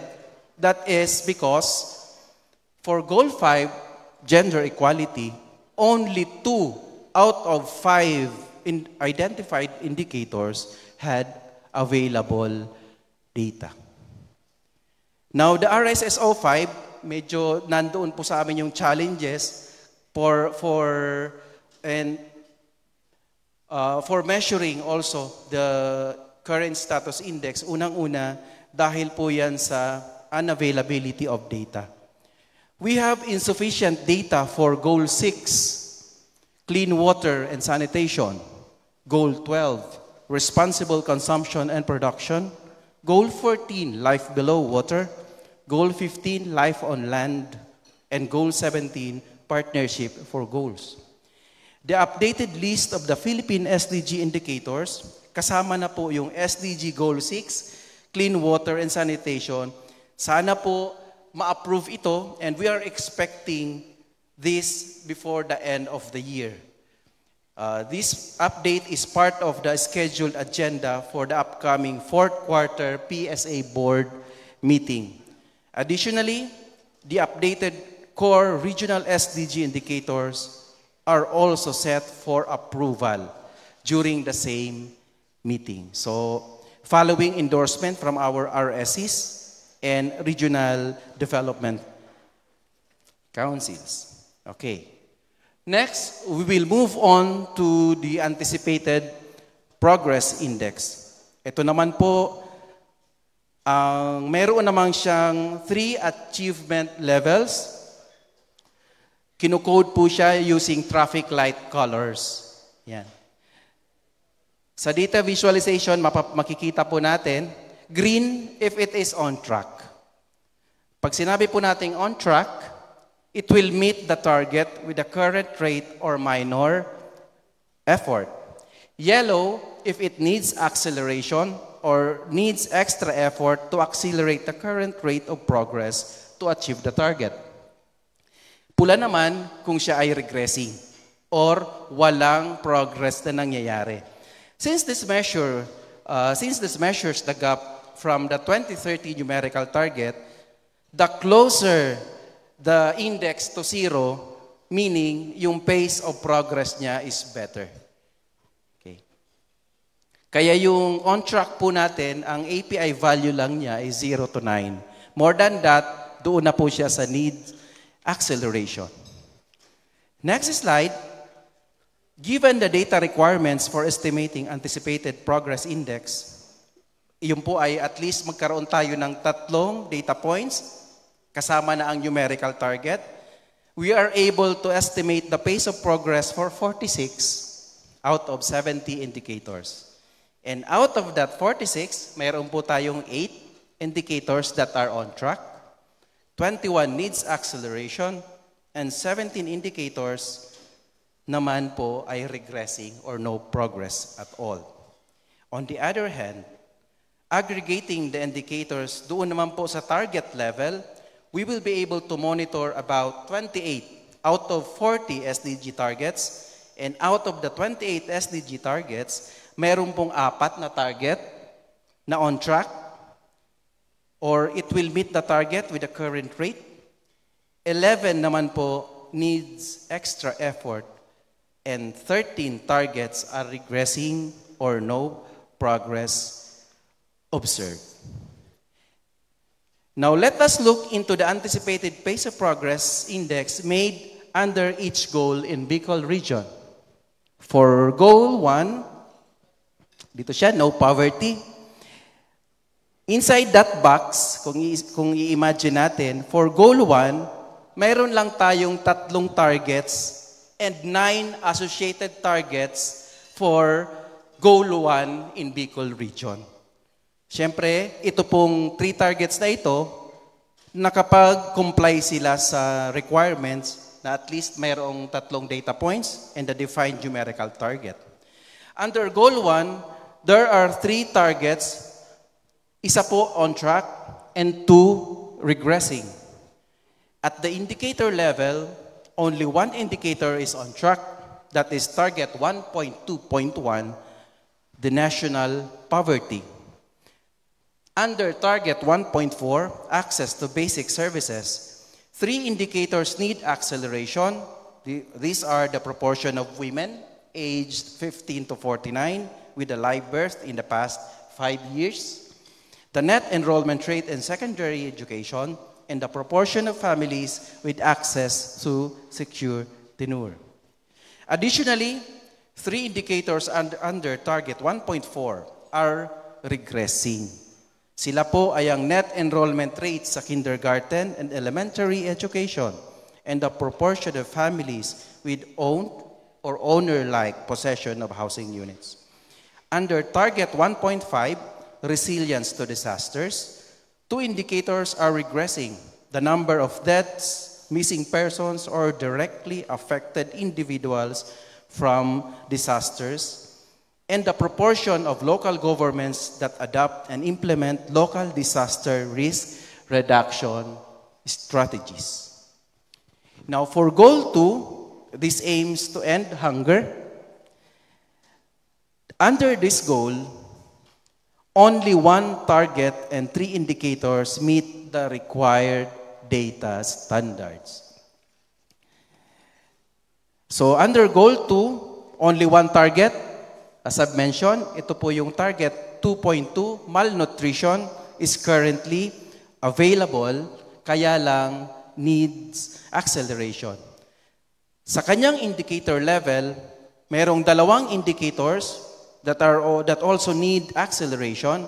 It is the prevalence of stunting and the prevalence of micronutrient deficiencies. On a more positive note, meron naman 1 indicator, the prevalence of malnutrition is currently on track. Next, Goal 3. Goal 3 focuses on ensuring healthy lives and promoting well-being for all at all ages.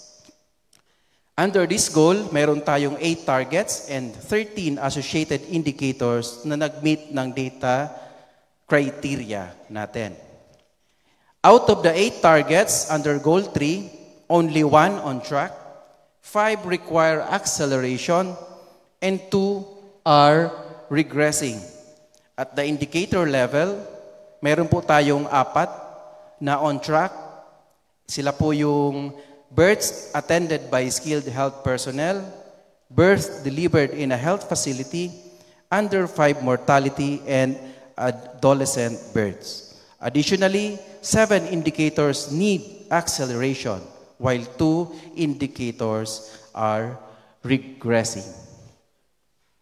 Goal 4, this aims to ensure inclusive and equitable quality education and promote lifelong learning opportunities para sa lahat. Mayroon naman po tayong 4 na targets and 7 indicators measured satisfying the data requirements of at least 3 data points and the numerical target. Out of the 4 targets identified natin sa Goal 4, 3 or 3 require acceleration while 1 is regressing. At the indicator level, 6 indicators are in need of acceleration and 1 indicator is regressing. Specifically, the participation rate in organized learning under Target 4.2, Early Childhood Development. Goal 5, which focuses on achieving gender equality. These include having at least 3 data points and define numerical target. Only 1 target and its associated indicator currently meet the required data criteria. Both the identified SDG target and indicator under Goal 5 are currently classified as regressing. So, yan po. For Goal 7, this aims to ensure access to affordable and clean energy. Under this goal, only 1 target and 1 indicator meet the required data standard.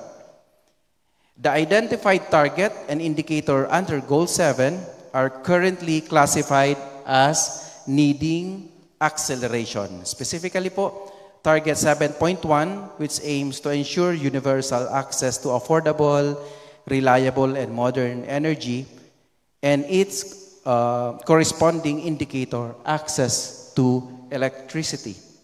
Sa Goal 8, promote sustained, inclusive, and sustainable economic growth, full and productive employment, and decent work for all.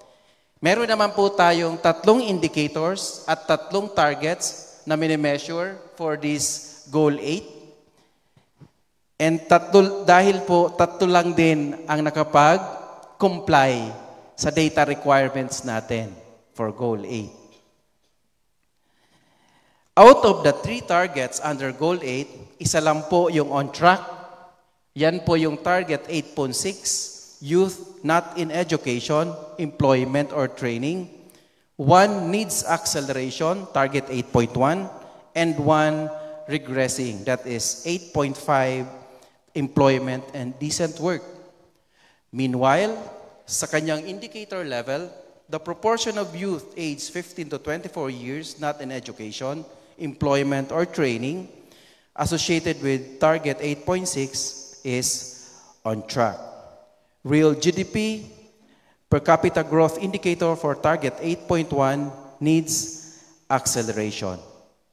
And target 8.5 is regressing. Goal 9 naman po, Goal 9 aims to build resilient infrastructure, promote inclusive and sustainable industrialization, and foster innovation. Meron tayong 1 target and 2 indicators measured na nag-satisfy din ng data requirement of at least 3 data points and a 2030 numerical target. For Goal 9, 1 identified target is classified as regressing, target 9.2, and at the indicator level, nagkakaiba-iba po ang kanyang progress. While the indicator on manufacturing employment requires acceleration, the indicator naman on manufacturing value added is currently regressing. For Goal 10, that is reduced inequalities, only 1 target and 1 indicator meet the required data standards. Both the identified SDG target and indicator sa ilalim ng Goal 10 are currently regressing. Yan pong target 10.2 and ang kanyang associated indicator, indicator 10.2.1, population living below 50% of median income. For our Goal 11, that aims to make cities and human settlements inclusive, safe, and resilient, and sustainable, meron din tayong minomonitor o minimeasure na 2 target and 2 indicators. Kaya lang, both the identified SDG targets and indicators under Goal 11, both currently are regressing. For Goal 13, this aims to take urgent action to combat climate change and its impact. Under this goal, 1 target and 2 indicators meet the required data requirements.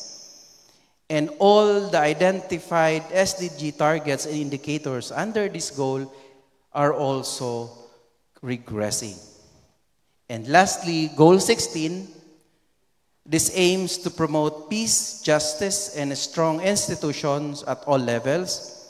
Under this goal, 2 targets and 2 indicators meet the required data criteria.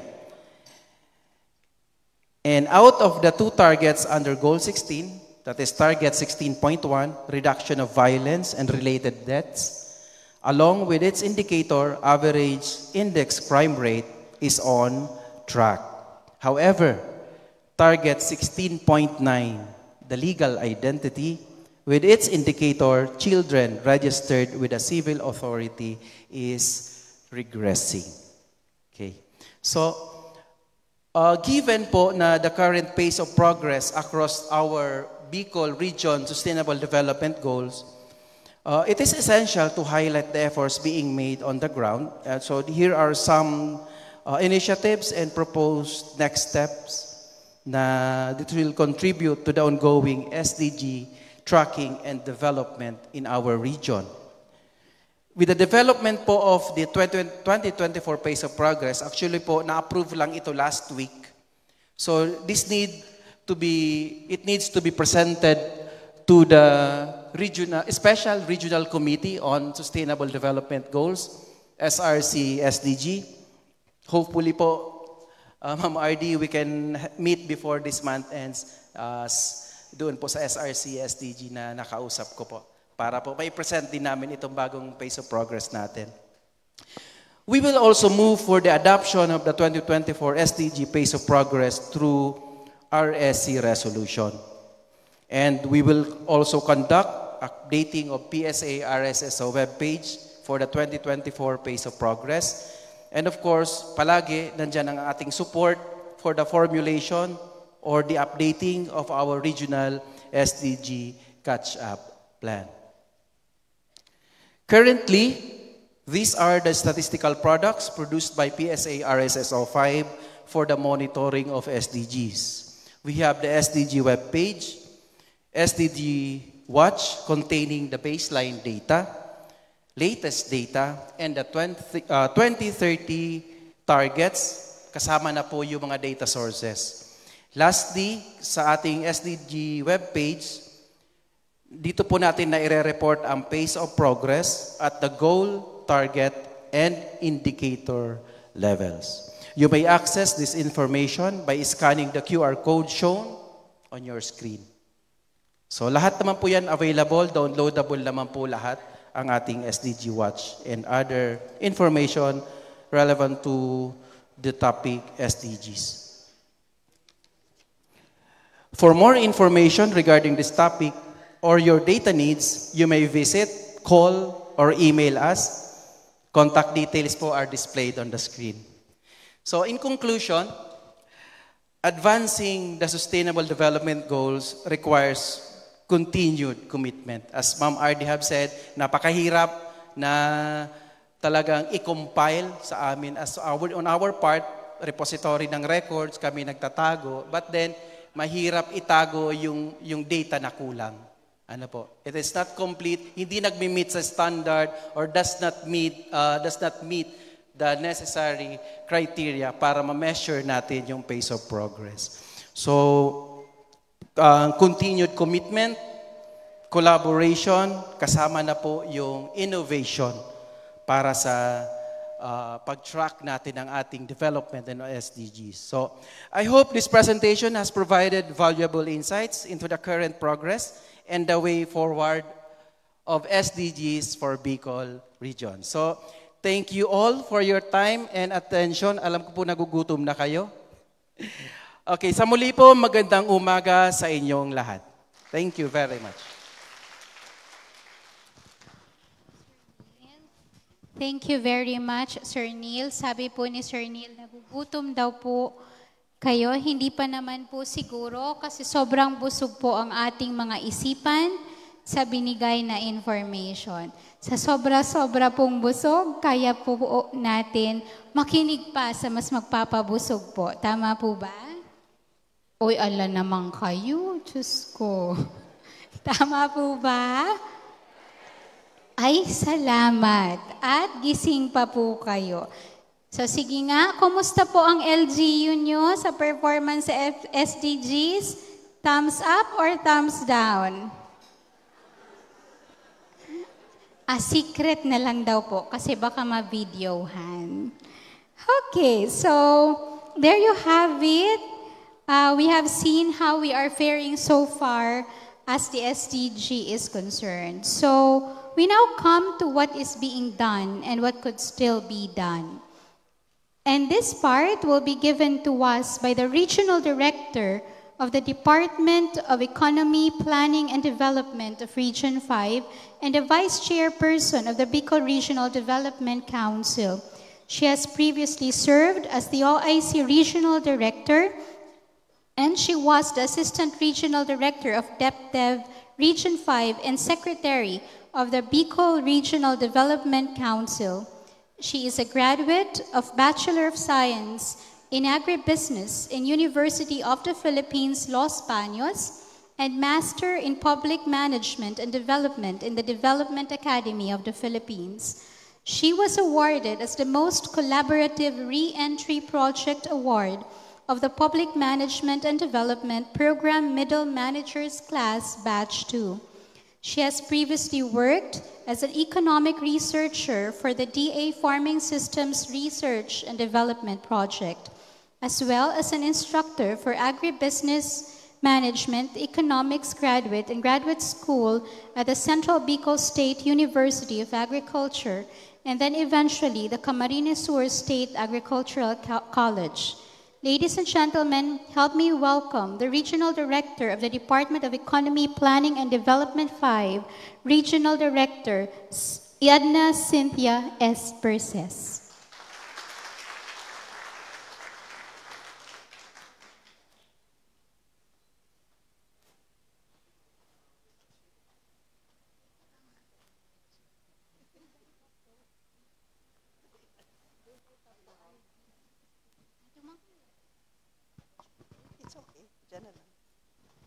Good morning. Morning pa ba? How many SDG goals do we have? Very good. What's number 1? What's number 2? Very good. What's the last? What's number 8? Dali, dali!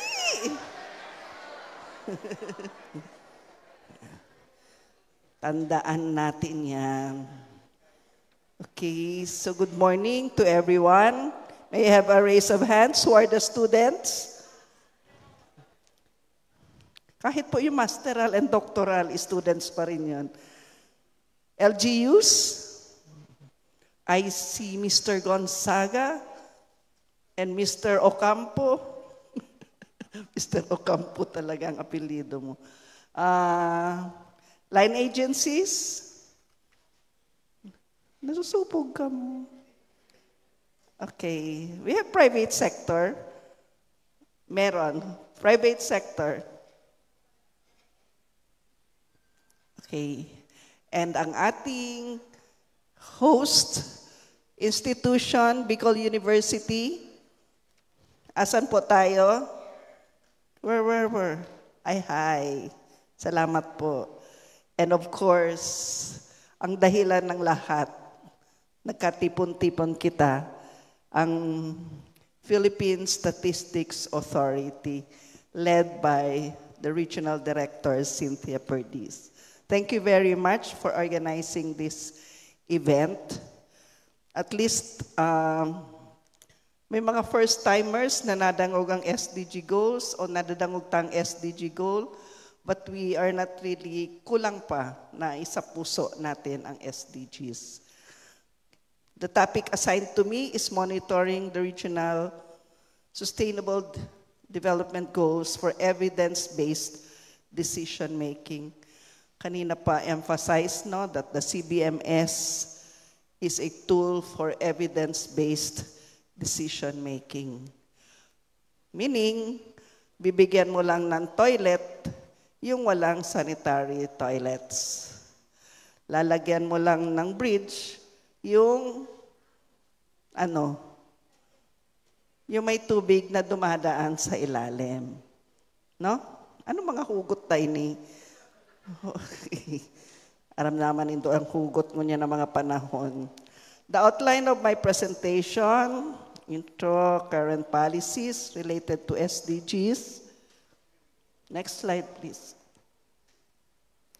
We have the use of the EPIC tool, the Bicol SDG catch-up plan, and implementation and monitoring of the catch-up plan.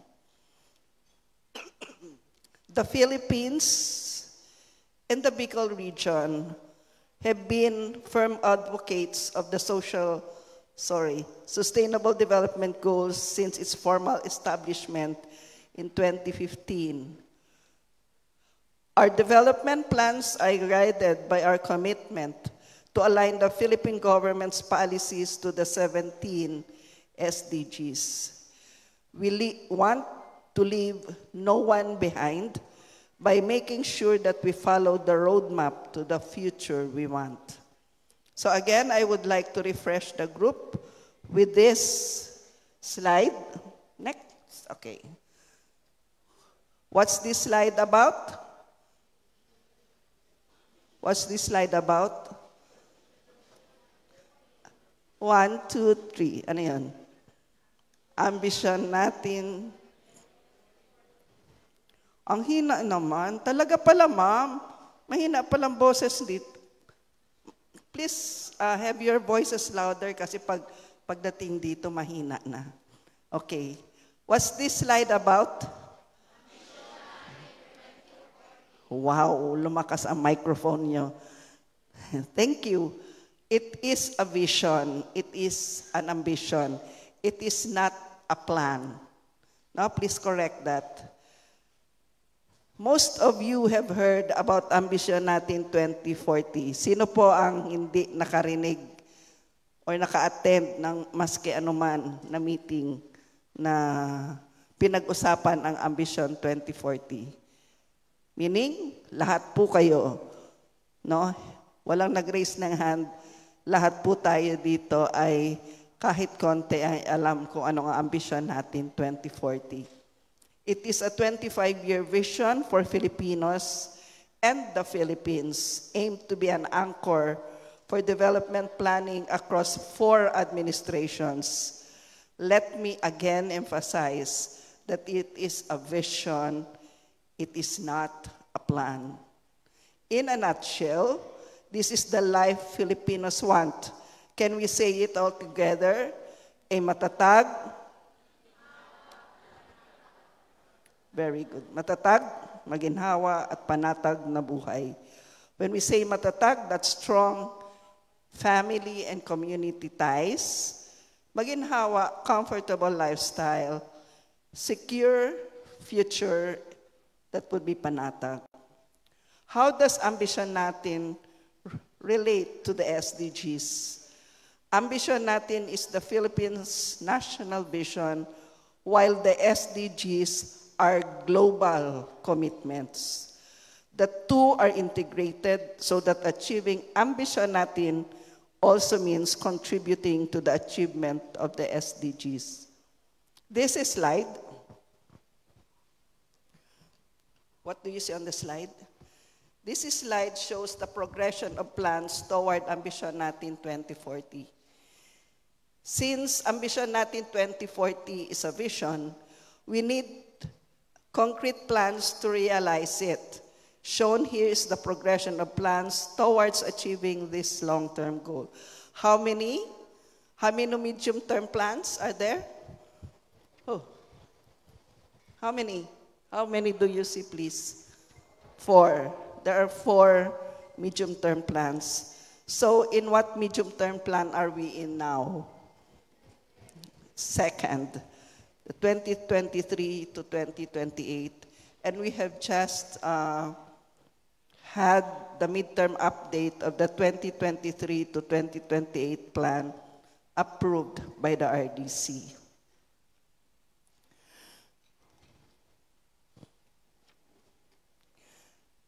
In the PDP framework, hindi nyo na mababasa sa likod, no? But I am sure you will be able to see the colors.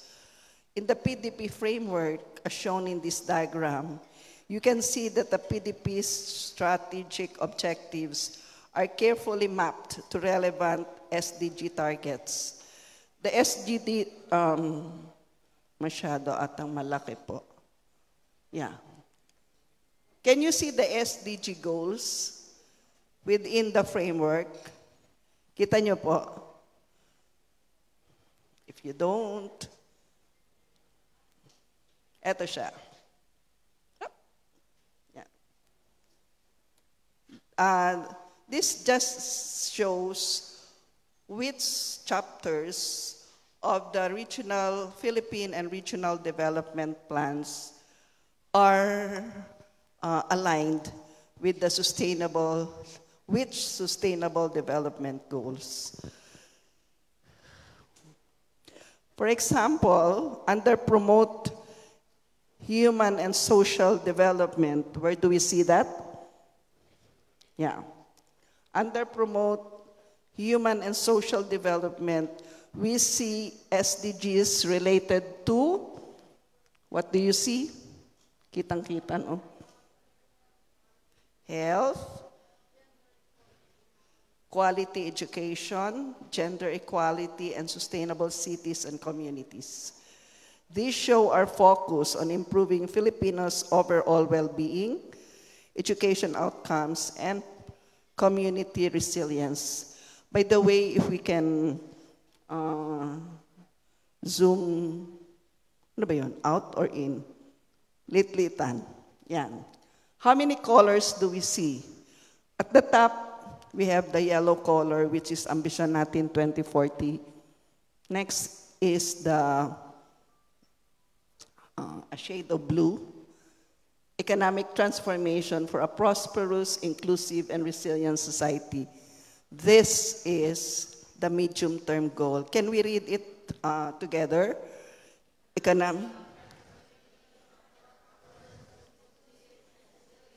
Okay. Given that we want to have economic transformation, one pillar of the RDP is in green, that is economic transformation. The prosperous, inclusive, and resilient society would be taken care of the red colored frames. And the blue ones, ito yung sinasabi natin, bedrock strategies. Excuse me. Okay. On the production side, that's green. Transforming sectors like agriculture, industry, and services ties to what SDG? Bilis. SDG 9 on industry, innovation, and infrastructure, as well as SDG 8, 17 on partnerships. These support more quality jobs, modernized production, and competitive products. The enablers at the bottom, which are good governance, good governance, peace and security, macroeconomic stability, infrastructure, and climate action are also mapped to SDGs 16 and 17. They emphasize the need for strong institutions, partnerships, and climate resilience to sustain progress. By explicitly linking PDP strategies with the SDGs, we ensure that our national actions are globally relevant, measurable, and inclusive, helping us address development gaps while contributing to the broader international commitment to leave no one behind.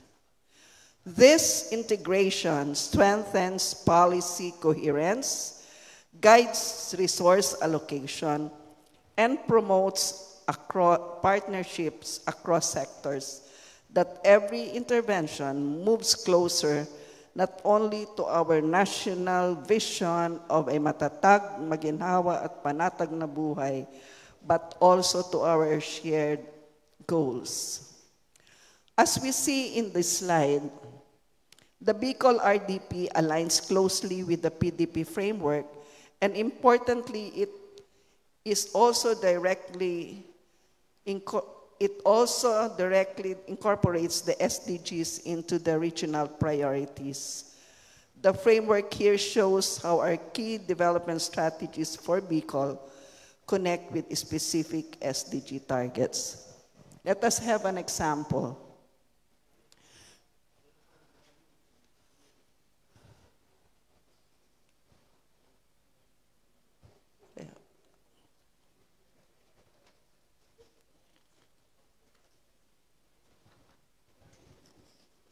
Yun na pala yun.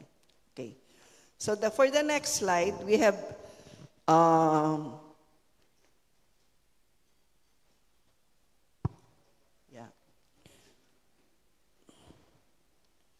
naalala niyo pa yung presentation ni Mr. Neil? O na ano kayo? Na information overload.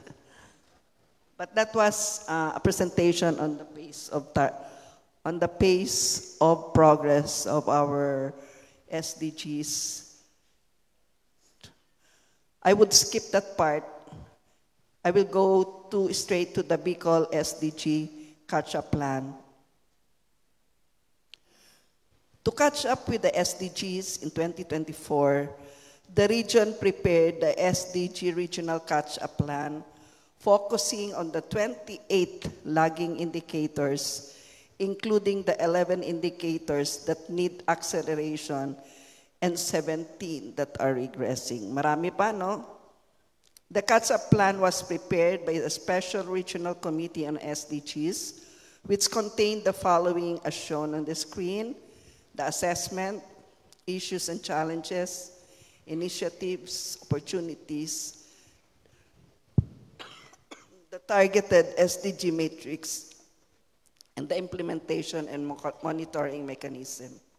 The Bicol Region's SDG catch-up plan aims to accelerate progress toward the 2030 agenda by addressing lagging and regressing indicators identified through the PSA's core regional SDG indicators.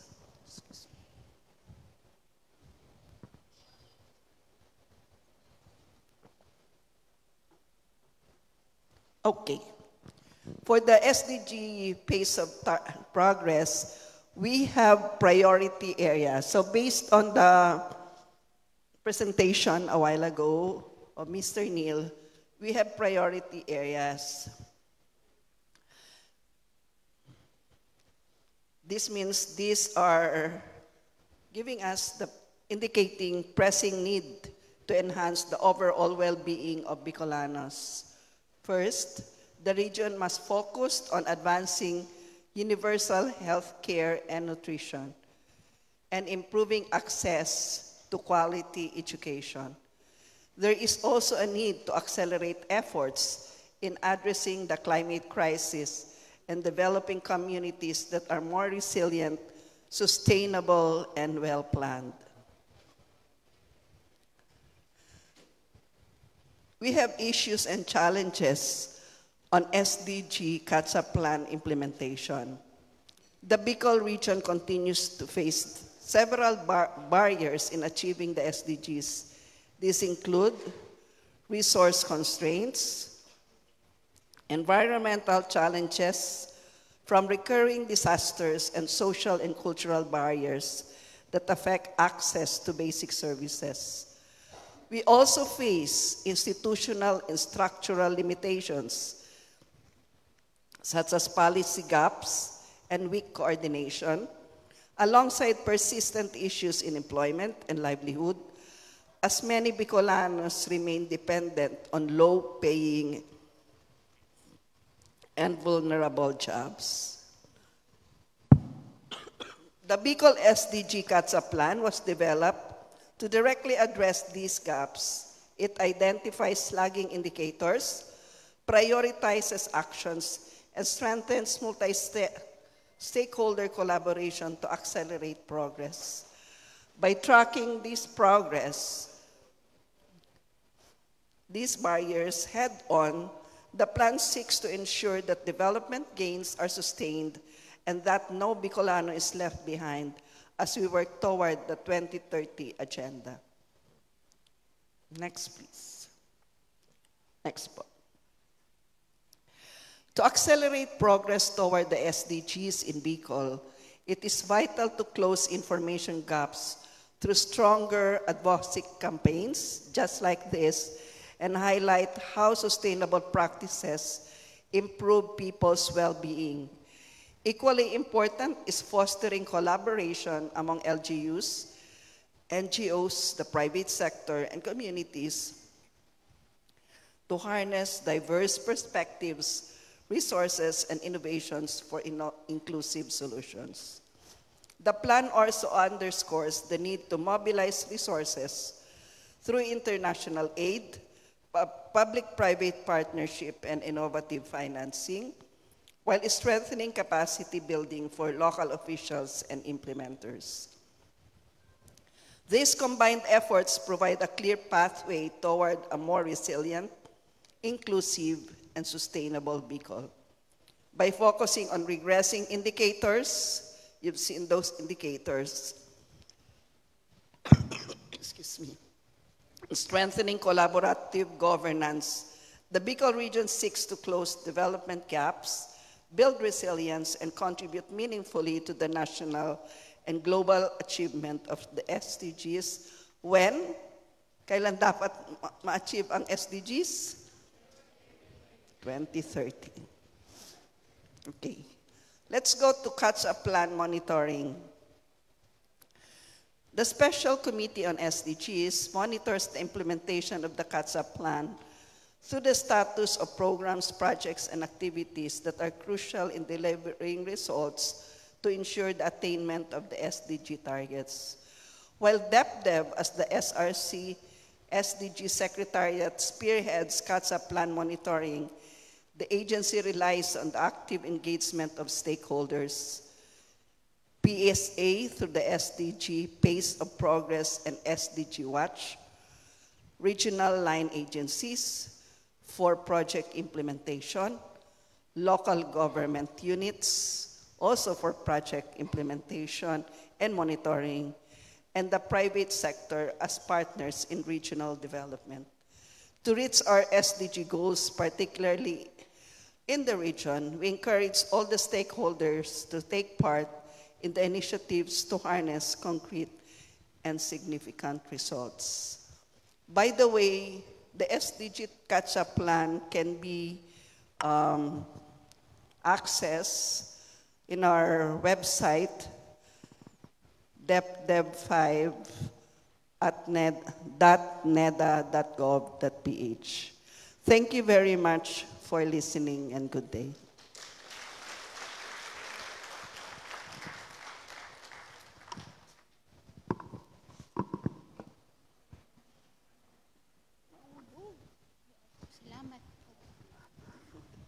Thank you very much, Regional Director Persis. So, at this time, we shall have the open forum. Now, may I request, of course, the presence on stage of the OIC Chief Statistical Specialist from Philippine Statistics Authority, Masbate, Ms. Ana G. Bahamundi.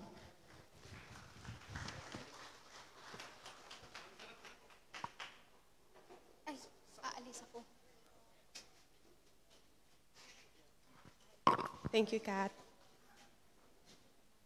Once again, good morning or good afternoon na po ba? Oh, just in time, 2 minutes before good afternoon. Good morning, everyone. Okay, while we are setting up the stage for our panelists, I think we would like to begin our open forum with introducing our panelists, but siguro later na lang. May I just remind everyone that we will be making this a very participative forum and, of course, a respectful one. As such, if you have questions, you can simply raise your hand and we will acknowledge you. And then try to look for a mic. State your name, your affiliation, and that's it. You can also direct your question to anybody in the panel if you want a more direct answer.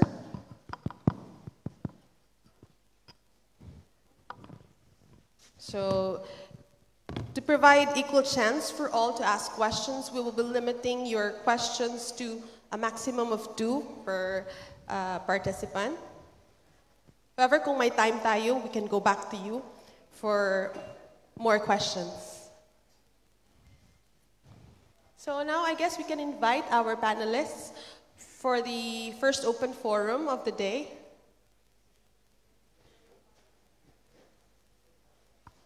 Okay, we only have 1 mic, guys, in front of us. So, dapat may added confidence tayo to approach the mic in front and ask your question. You can also clarify points.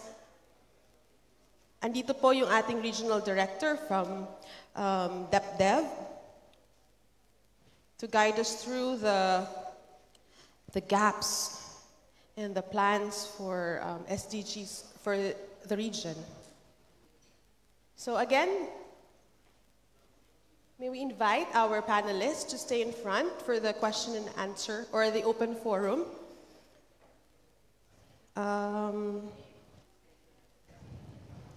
From the PSA CBMS Planning and Coordination Division, we have Ms. Jeline Faye Fernandez. From PSA Regional Office, we have Mr. Neil De La Torre. And from DepDev, we have Regional Director Cynthia Berses. So, to our participants, please be ready with your questions. O ako na lang kaya ang mag-question sa inyo. May lunch po ba? Meron po. Naka-ready na po ba ang lunch? Naka-ready na ang lunch. So, anytime po matapos ang open forum, go. Kaya tapusin na po natin yung open forum para may lunch. Okay.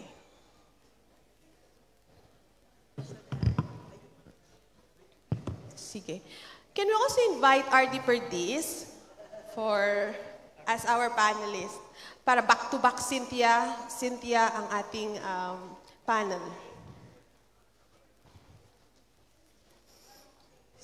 Sige.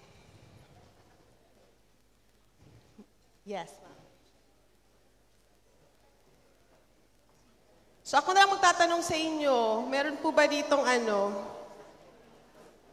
pwedeng mag-share para ma-open natin yung open forum, mag-share about SDG monitoring perhaps or CBMS activity sa kanyang LGU for a prize.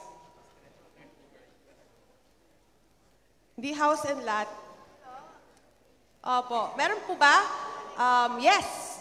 A very courageous guy from anong LGU po tayo, sir? Magandang tanghali po sa ating lahat.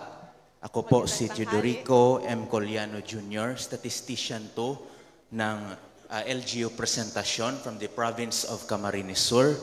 So my question is that if I can correctly recall sa goal number 11, Sustainable Cities and Communities, makikita po natin na merong indicators na nag-regress. Tama po ba? So, what could be the reason po? Bakit siya nag-regress and ano pa po ang magagawa ng LGU since directly responsible po kami in the most part of the in uplifting or attaining SDG 11. Yun lamang po at maraming salamat. Sir, would you like to answer your question? Meron po kang gustong sumagot? Anybody? Parang si sir. Parang ikaw na, sir. Dahil ikaw may mic.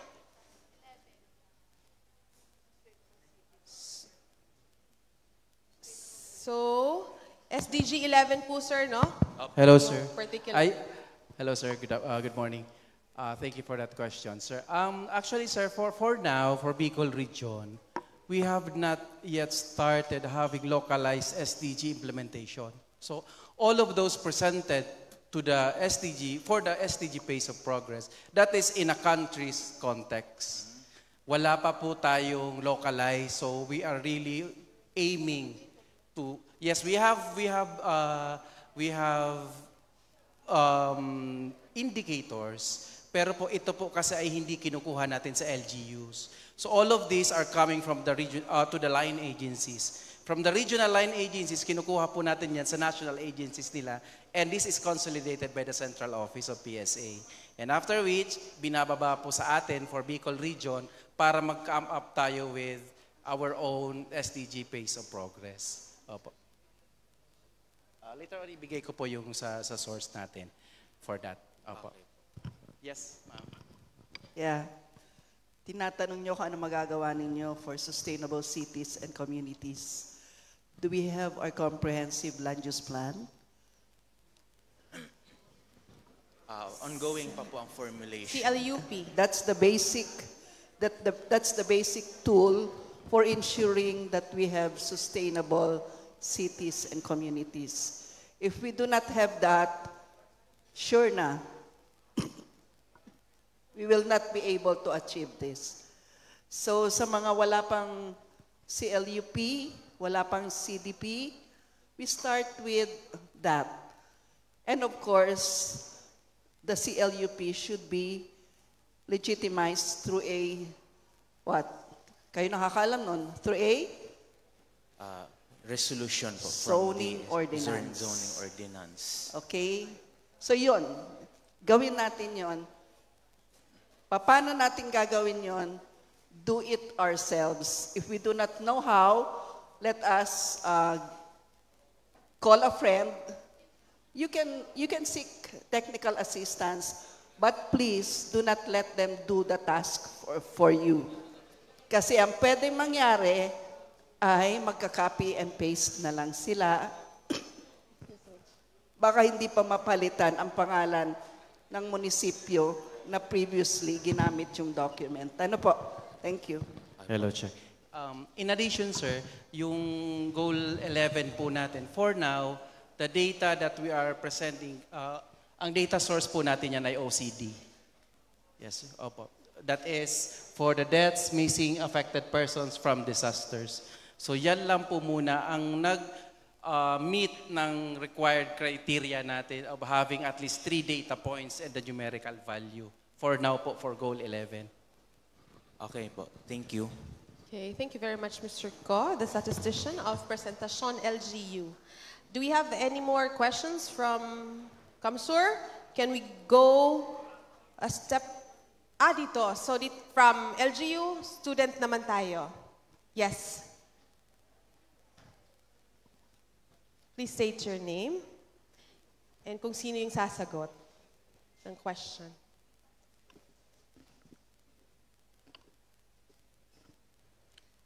Good afternoon po. I am Twinkle Esteves from Ateneo de Naga University, Social Science Research Center.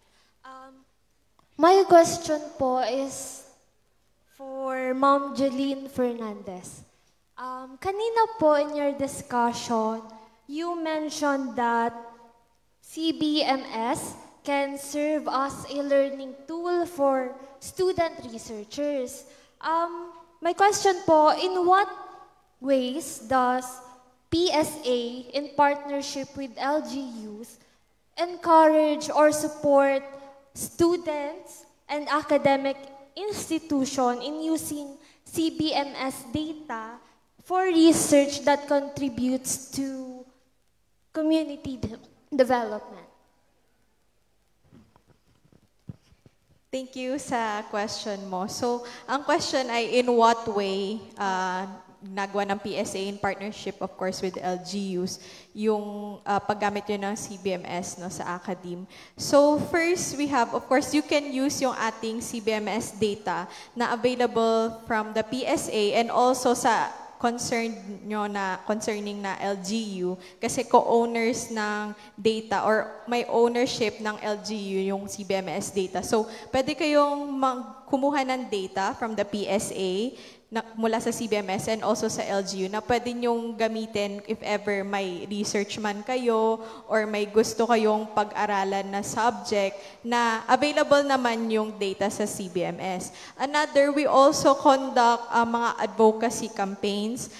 Meron kami yung data ay mga CBMS info session which is yung community action. Tingin ko baka next year probably mala-launch across the country, mga regions, wherein doon namin pinapakita kung paano mas magagamit din ng students kasi ang main audience namin doon is students, yung ating CBMS data para sa kanilang mga research, studies, or if ever man, pwede rin kayo makipag-partner, for example, sa LGU na if you want to conduct a feasibility study, kuwari sa LGU nila and gusto nyong matulungan yung isang LGU na makapag-develop ng mas responsive na program. So, mga ganong ways, pwede natin gamitin yung CBMS data, not only para lang sa ating mga LGUs, but also para sa inyo na from the academe. So, I hope that answered your question. Yes po, okay. Thank you po. Hello, Ma'am Jeline. Pag gusto nila makipag-coordinate sa atin, ano yung requirements natin? Magsusulat? Ganon. Sige, so sa mga students or researchers na gustong mag-access ng ating CBMS data, pwede kayong mag-email or mag-send ng letter of intent sa cbms@psa.gov.ph kung ano yung mga data na kailangan nyo from sa CBMS. And also, possible nyo rin makita yung data items na available sa CBMS. Available na kasi yung questionnaire namin sa PSA website. So, pwede nyong i-visit doon and makita kung ano yung mga available na data sa CBMS. And also, para mas malapit sa inyo, pwede rin kayong mag-send ng request sa regional office or kaya sa provincial statistical offices ninyo. And then, if available yung data sa kanila, they can provide you with it. If not, they will escalate naman sa central office and then will respond to your concerns. Thank you. Thank you, ma'am. So, hindi po kami nagsasabi ng walang data. We'll find ways kung meron. Kung wala naman, i-escalate namin yung request ninyo sa central office. So, any more? Ayan, si Sir from the media. Yes. Go ahead, sir. Good afternoon na po pala. Okay. So I'm Paul Hapin po from Radyo Pilipinas Albay. Kanina may kasama ko pero ako na yata mag-isa ngayon. Anyways, ako po actually, di nyo na itatanong, isa ako sa mga dating CBMS or sa recently 2024 PAPSEN CBMS enumerator. So, medyo natutuwa ako kasi parang nakaka-relate ako sa topic talaga ngayon. Pero, since dito muna tayo sa ating SDG, Sustainable Development Goals. So, una pong question is to to our DepDev. So, alam naman po natin na ang national government, maraming ginagawang mga interventions para ma-meet itong ating SDG and ma-meet yung mga pangangailangan ng ating mga kababayan. And now, my question ko po is, since syempre maraming ginagawa yung national, yung local naman medyo parang minsan sa local, sa LGUs, minsan nagkakaroon ng problema sa mag-implement or let's say kung meron or walang problema. Now, my question po is, gaano kahalaga ang role po ng LGU sa pagkamit or pag-target nitong ating Sustainable Development Goals po?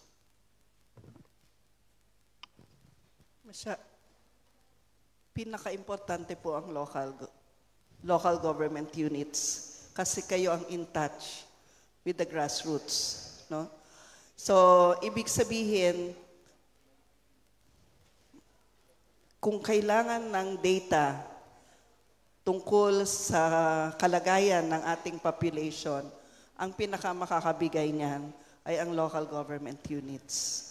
Especially that yung mga data sets naman ng PSA na ginagawa ay hindi naman yearly lahat.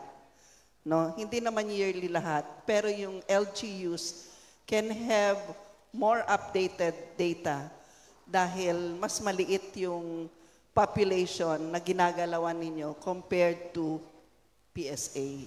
So it's very important that you are able to have a good set of CBMS data. Lucky na po kayo, maswerte na ngayon ang mga local government units na assisted by PSA. Kasi noon, yung may gusto lang, yung may local government, ay local chief executive na nakikita yung importance of the CBMS in planning, yun lang ang nag-i-invest sa CBMS. Tango ng tako si Miss Tabaco City. Kasi sila, kahit hindi assisted by the national government, ginamit na nila ang CBMS. That's why in population targeting for planning and for project development, nagamit na ang CBMS. By the way, ang CBMS ay mappable, di ba? It can be mapped. Kaya yung mga LGUs, develop your GIS capability so that you can use your CBMS data, plot it in the Geographic Information System data system so that you can make scenarios, you can make analysis using the CBMS data in maps. Thank you. Sa local yon ha, sa local. Apa, thank you.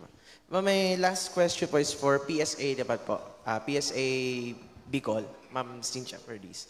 So ma'am, tanong ko lang, kailan yung update or do you have latest updates tungkol po sa pag-turnover ng mga CBMS na kinolek namin nung last year? Kasi bago ako grad sa Pilipinas, galing muna akong PSA. So medyo na-excite lang ako para makita namin mga pinaghirapan namin sa field.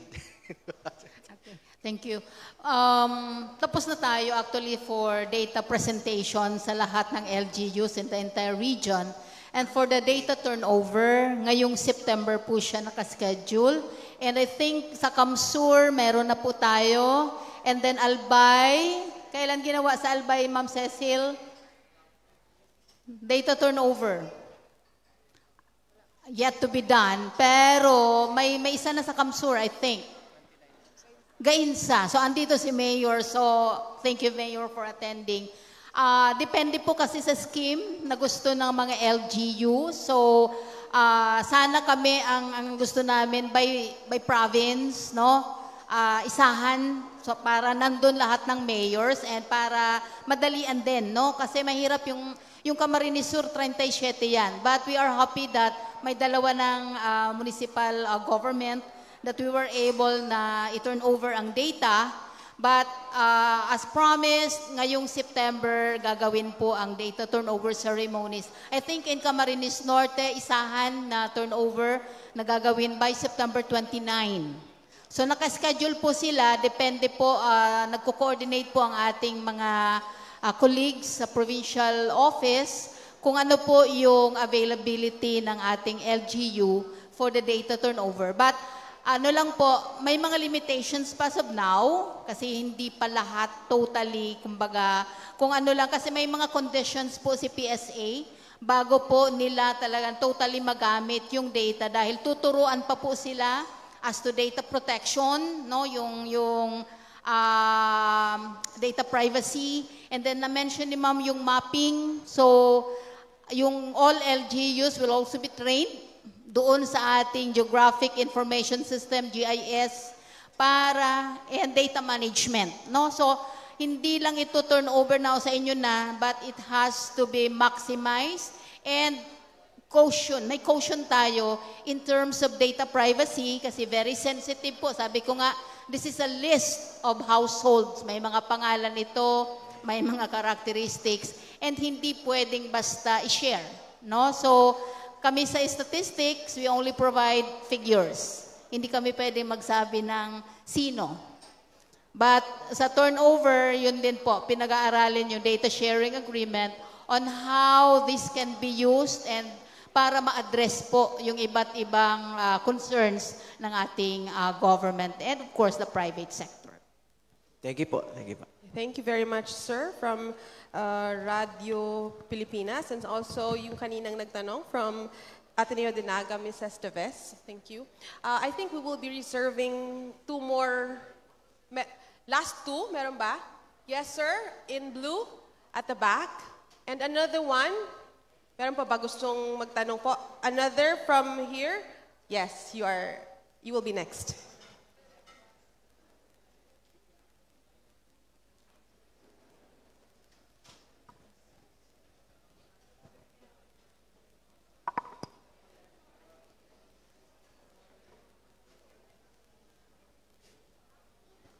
Hello, good morning po. LGU sa Panganiban po, Camarines Norte. Camarines Norte? Big po. Actually, may query lang po ako. Ganito po yung aking query. Alam naman po natin na ang CBMS may Republic Act na and supposed to be dapat sinusunod. And I think lahat naman po ng mga LGU, yung mga small projects nila para itong mga indicator po natin magawa, ginagawa naman po. Ngayon, ang point ko lang is, paano po natin may impluensyahan through CBMS data and of course PSA and of course si Ma'am DepDep. Kung paano po natin may impluensyahan na yung pong data natin is gamitin na po ng ating mga agencies on top.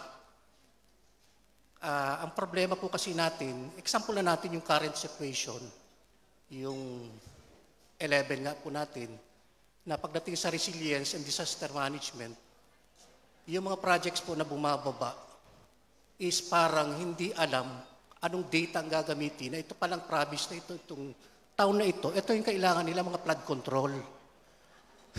So very timely yung tanong na hindi lang naman siguro sa DPWH, but in all other agencies, na ito na yung gamitin talaga natin kasi promote na natin Ang problema, kung nasusunod po natin yung data, ito yung kailangan ng isang town para sa mga flood control na yan. Kasi importante po sa bawat bayan, hindi po namin kaya. Sana masunod na yung sa DepTep, at saka yung sa PSA na ito gamitin nyo mga congressman, mga senator. Because yung ibang mga projects po ng LGU, nagagawa naman pero ito yung problema na po ng bansa. So I think paano po may influensya ng mga PSA data natin na yan and using CBMS, yung problema po natin in the country. Thank you po. Any takers po?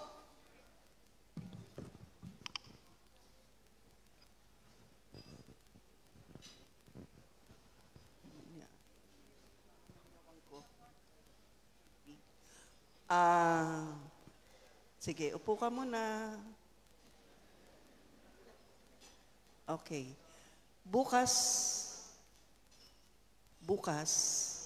may meeting kami with the Special Committee for Bicol Economic Development. This is composed of representatives, legislative representatives. Ipapaabot po namin yung inyong concern about population targeting sa kanilang mga projects. Ano po? Sige, kumustahin mo na lang ako pagkatapos. Salamat. Thank you, RD. Thank you, ma'am. On the part of the PSA po, sabi nga, official statistics are generated by PSA. And supposedly, kung evidence-based nga po tayo, dapat sa planning, sabi na natin, bottoms up.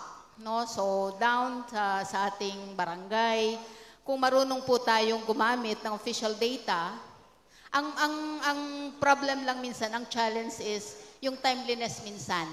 No? So, yung mga ganyang projects, baka ang ginagamit na data yung noon pa. Plus, kung sa engineering, maraming yan po, maraming attributes, no? Soil test. So marami. Hindi lang naman siya yung data ng PSA like population, ano ba yung klase ng mga buildings na nandun.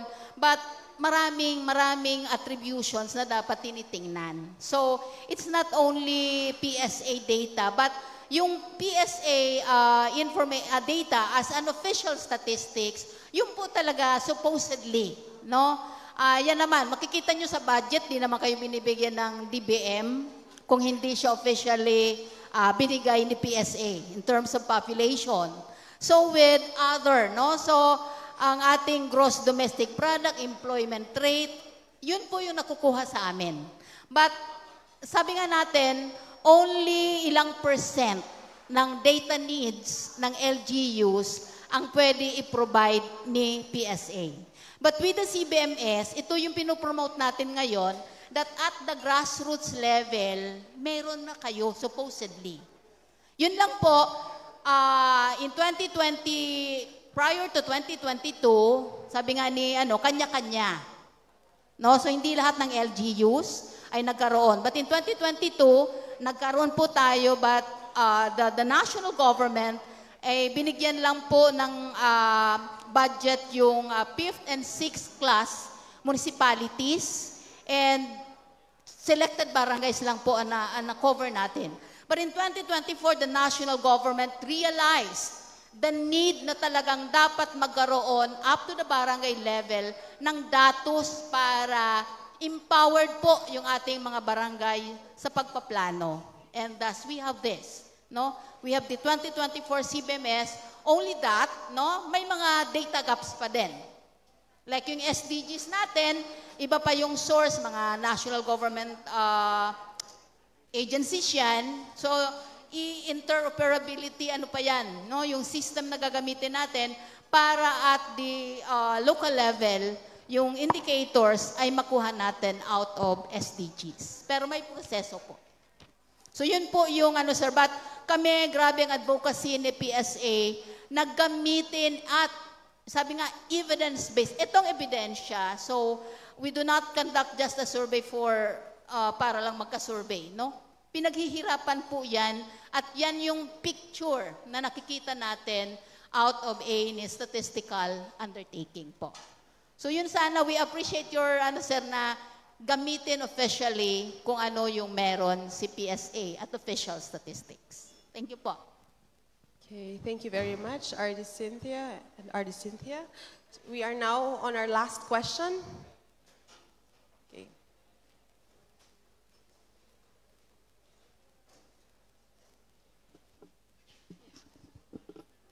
Hello po. So I am Juna Lorraine Olatan, a third-year BS Economics student from Bicol University.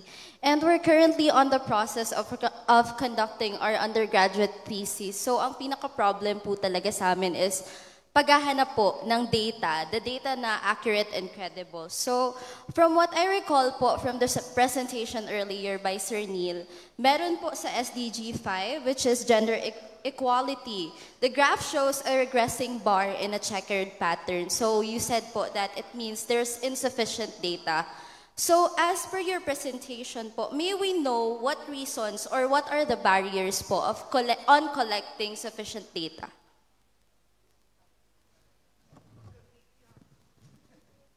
Hello. Thank you for that question, ma'am. For the indicators that were presented sa amin, madam, these were all consolidated by the central office. So these are all coming from the national line agencies natin na ito na yung kinoconsolidate nila at binababa sa atin for us to measure the pace of progress. So doon po sa mga indicators like for yung nabanggit mo po kanina that is on the goal level, ano po, may identified tayo doon na 5 indicators. Kaya lang, kaya siya po nagregress, at the same time nagre-regress siya, 2 out of 5 of that indicators, yun lang ang may available data.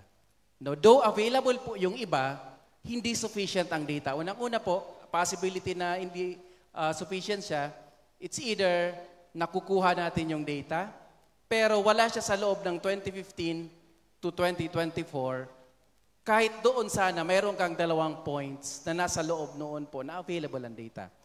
Isa pa na nagiging cause na hindi po siya naisasali sa atin is that wala siyang numerical target na coming doon sa agencies kung saan ang gagaling yung data natin. So sila yung nag-commit po sa atin ng data na yan. So yun po yung mga reasons why ang especially po doon sa siya lang for all the goals natin, only goal 5 ang mayroon po na insufficient data with regards to goal number 5 po, ma'am. Opo. So na ano ko po ba? Yes po. May Thank you so much po, karagdagan? sir. Yes. Okay na po. Thank Kung you. ano po, ma'am, if you want to view or if you want to have the list for that, pwede po kayo mag-email sa amin para mabigyan din po kayo namin ng details. Okay po. So hindi lang kasi namin, kasi napakahabang worksheet po ang ginagawa namin just to come up with this pace of progress. So if ever po na gusto din natin, sa lahat po, if ever gusto po nyo yung details ng mga ito, you can email us po. Di ba kanina po, nailagay namin kanina yung contact details. So more than willing kaming i-assist po kayo sa inyong mga needs. Thank you po. Thank you so much po, sir. Thank you po. Okay, thank you very much from the lady from Bicol University for the question. And so we would like to thank you all for a very participative forum. And to those who asked questions, again, thank you very much. To the responders, to our resource persons, thank you very much. Please remain in front for the awarding of certificates. As for our closing, may I borrow the words from our first speaker that CBMS is not just about statistics. but also about community empowerment. We spend time, efforts, and resources to ultimately empower our communities through evidence-based statistics. As for the SDGs that our CBMS provides for, let us remember that this SDG monitoring serves as a universal call to action, holding governments and partners accountable for our commitments. Let us leave this forum with the commitment to accelerating actions, enhancing data collection, and sharing and strengthening multi-stakeholder partnerships to achieve a sustainable and equitable future for all by 2030. Once again, good afternoon. Okay, yes, thank you. Good afternoon na po. So don't worry, we will be making a few adjustments in the program. We will be having the launching of the CBMS portal and the PSA e-learning platform in a little while. So may I request you to remain, I think, for the awarding already so that we will not be taking time anymore. So let me read the certificate. Opo, sige. I-adjust daw po para makita ang ating mga plenary sessions 1 and 2 speakers. So the citation in the certificate is Certificate of Appreciation is given to the name of the plenary session speaker for imparting her valuable insights and efforts as resource person during the 2025 Regional CBMS Convention and Data Festival, held on September 16 to 17, 2025 at Buluwagang BUNO Student Union Center, Bicol University, Legazpi City. Given the 16th day of September 2025 in Legazpi City, Albay. Signed, Engineer Ray F. Merhilia, OIC Chief Statistical Specialist, and Cynthia L. Perdiz, CESO 5 Regional Director. So the first certificate is awarded, or is given rather, to Ms. Jeline Faye C. Fernandez. Thank you very much for imparting to us your knowledge and your time.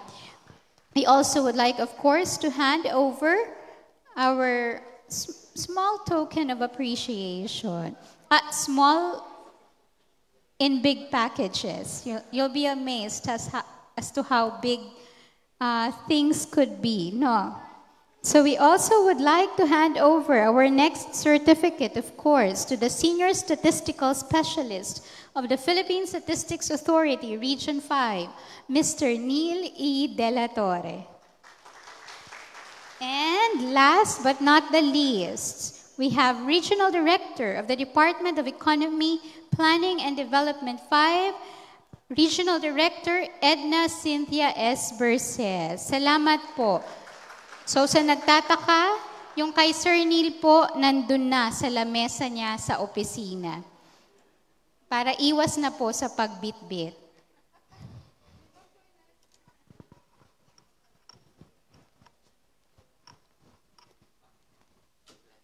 So salamat po, Madam Jeline Fernandez, Mr. Neil De La Torre, and Regional Director Cynthia Perdiz. Bago po tayo mag-launch ng CBMS portal, ay mag-lunch na po muna tayong lahat. Ano po? So very timely. Meron po tayong 3 food stations, 2 po dito, tapos 1 po doon. Masayang pananghalian po para sa lahat. Pagkatapos po ng lunch, mag-asikaso po tayo ng ating sarili kasi pagkatapos ng lunch, may picture taking po tayo. Salamat at magandang hapon.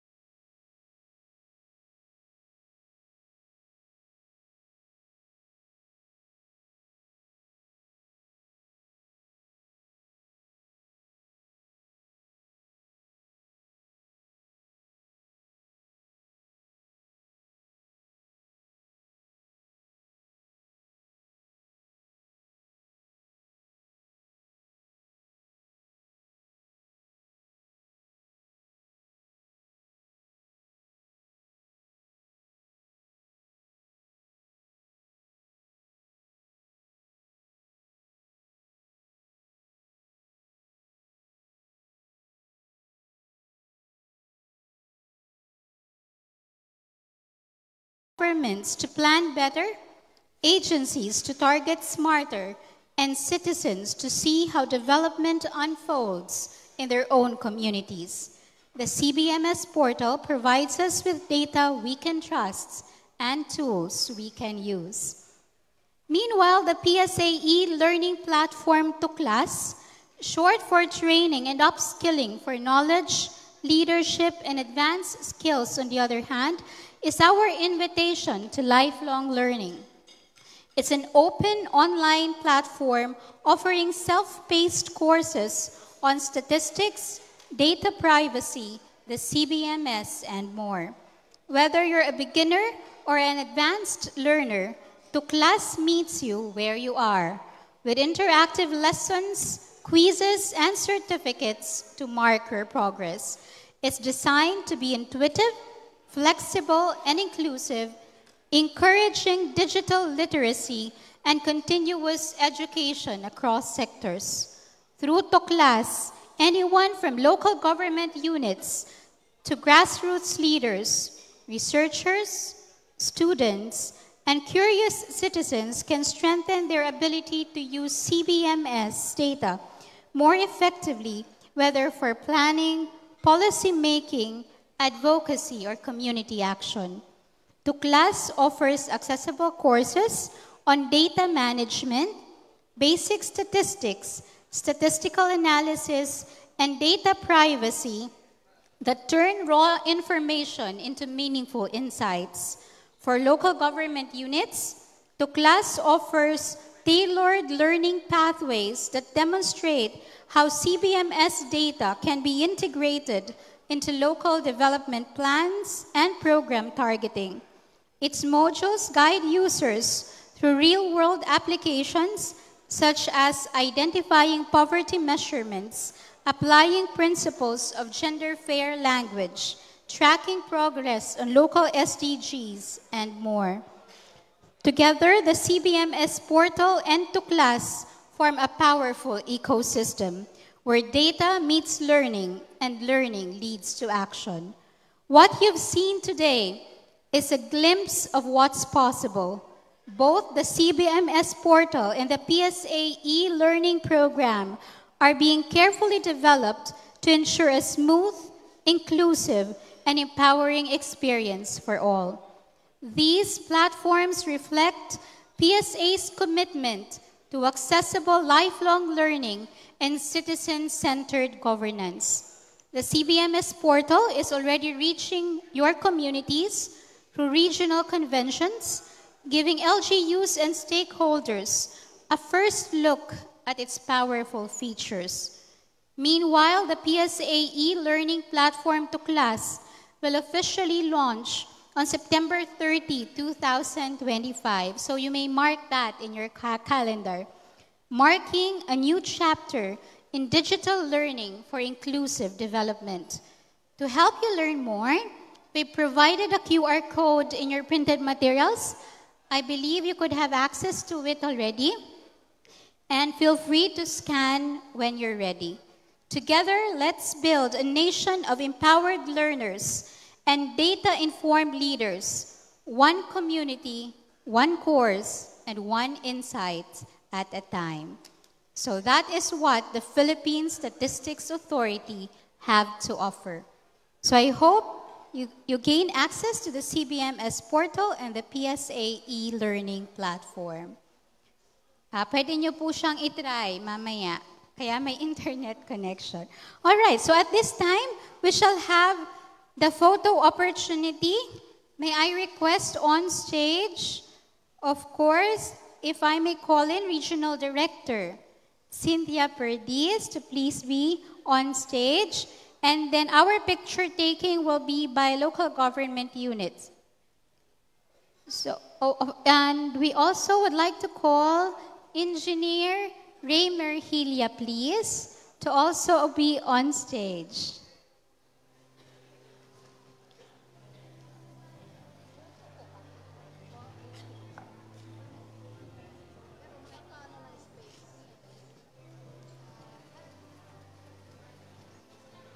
So may we request the PSA staff, please, for 2 chairs for RD and engineer. On stage. And, of course, we would like to call our Associate Dean of the College of Social Sciences and Philosophy to please be on stage as well. And we also would like to call the provincial statistics officers per province. Dito daw po kayo sa stage para sa picture taking. Kayo daw po ang magiging constant. Parang ano lang po yan, data, constant. So kayo po yung constant on stage. Pwede po natin i-request sa stage ang ating mga PSOs. So for our first group, habang nilalagay po yung upuan, pwede po kayong magpulbo, magayos ng buhok kung kailangan. Because just like data, that picture will stay for life. Diba? Pang forever po yung picture na yan.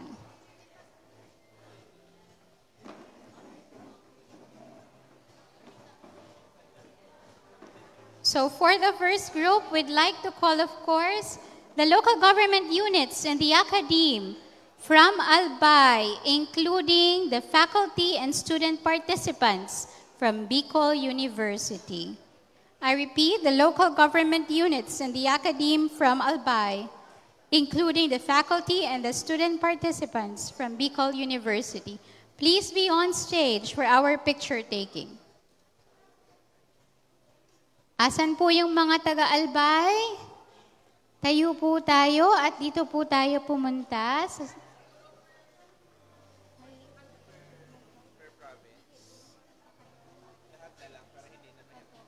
Lahat na lang.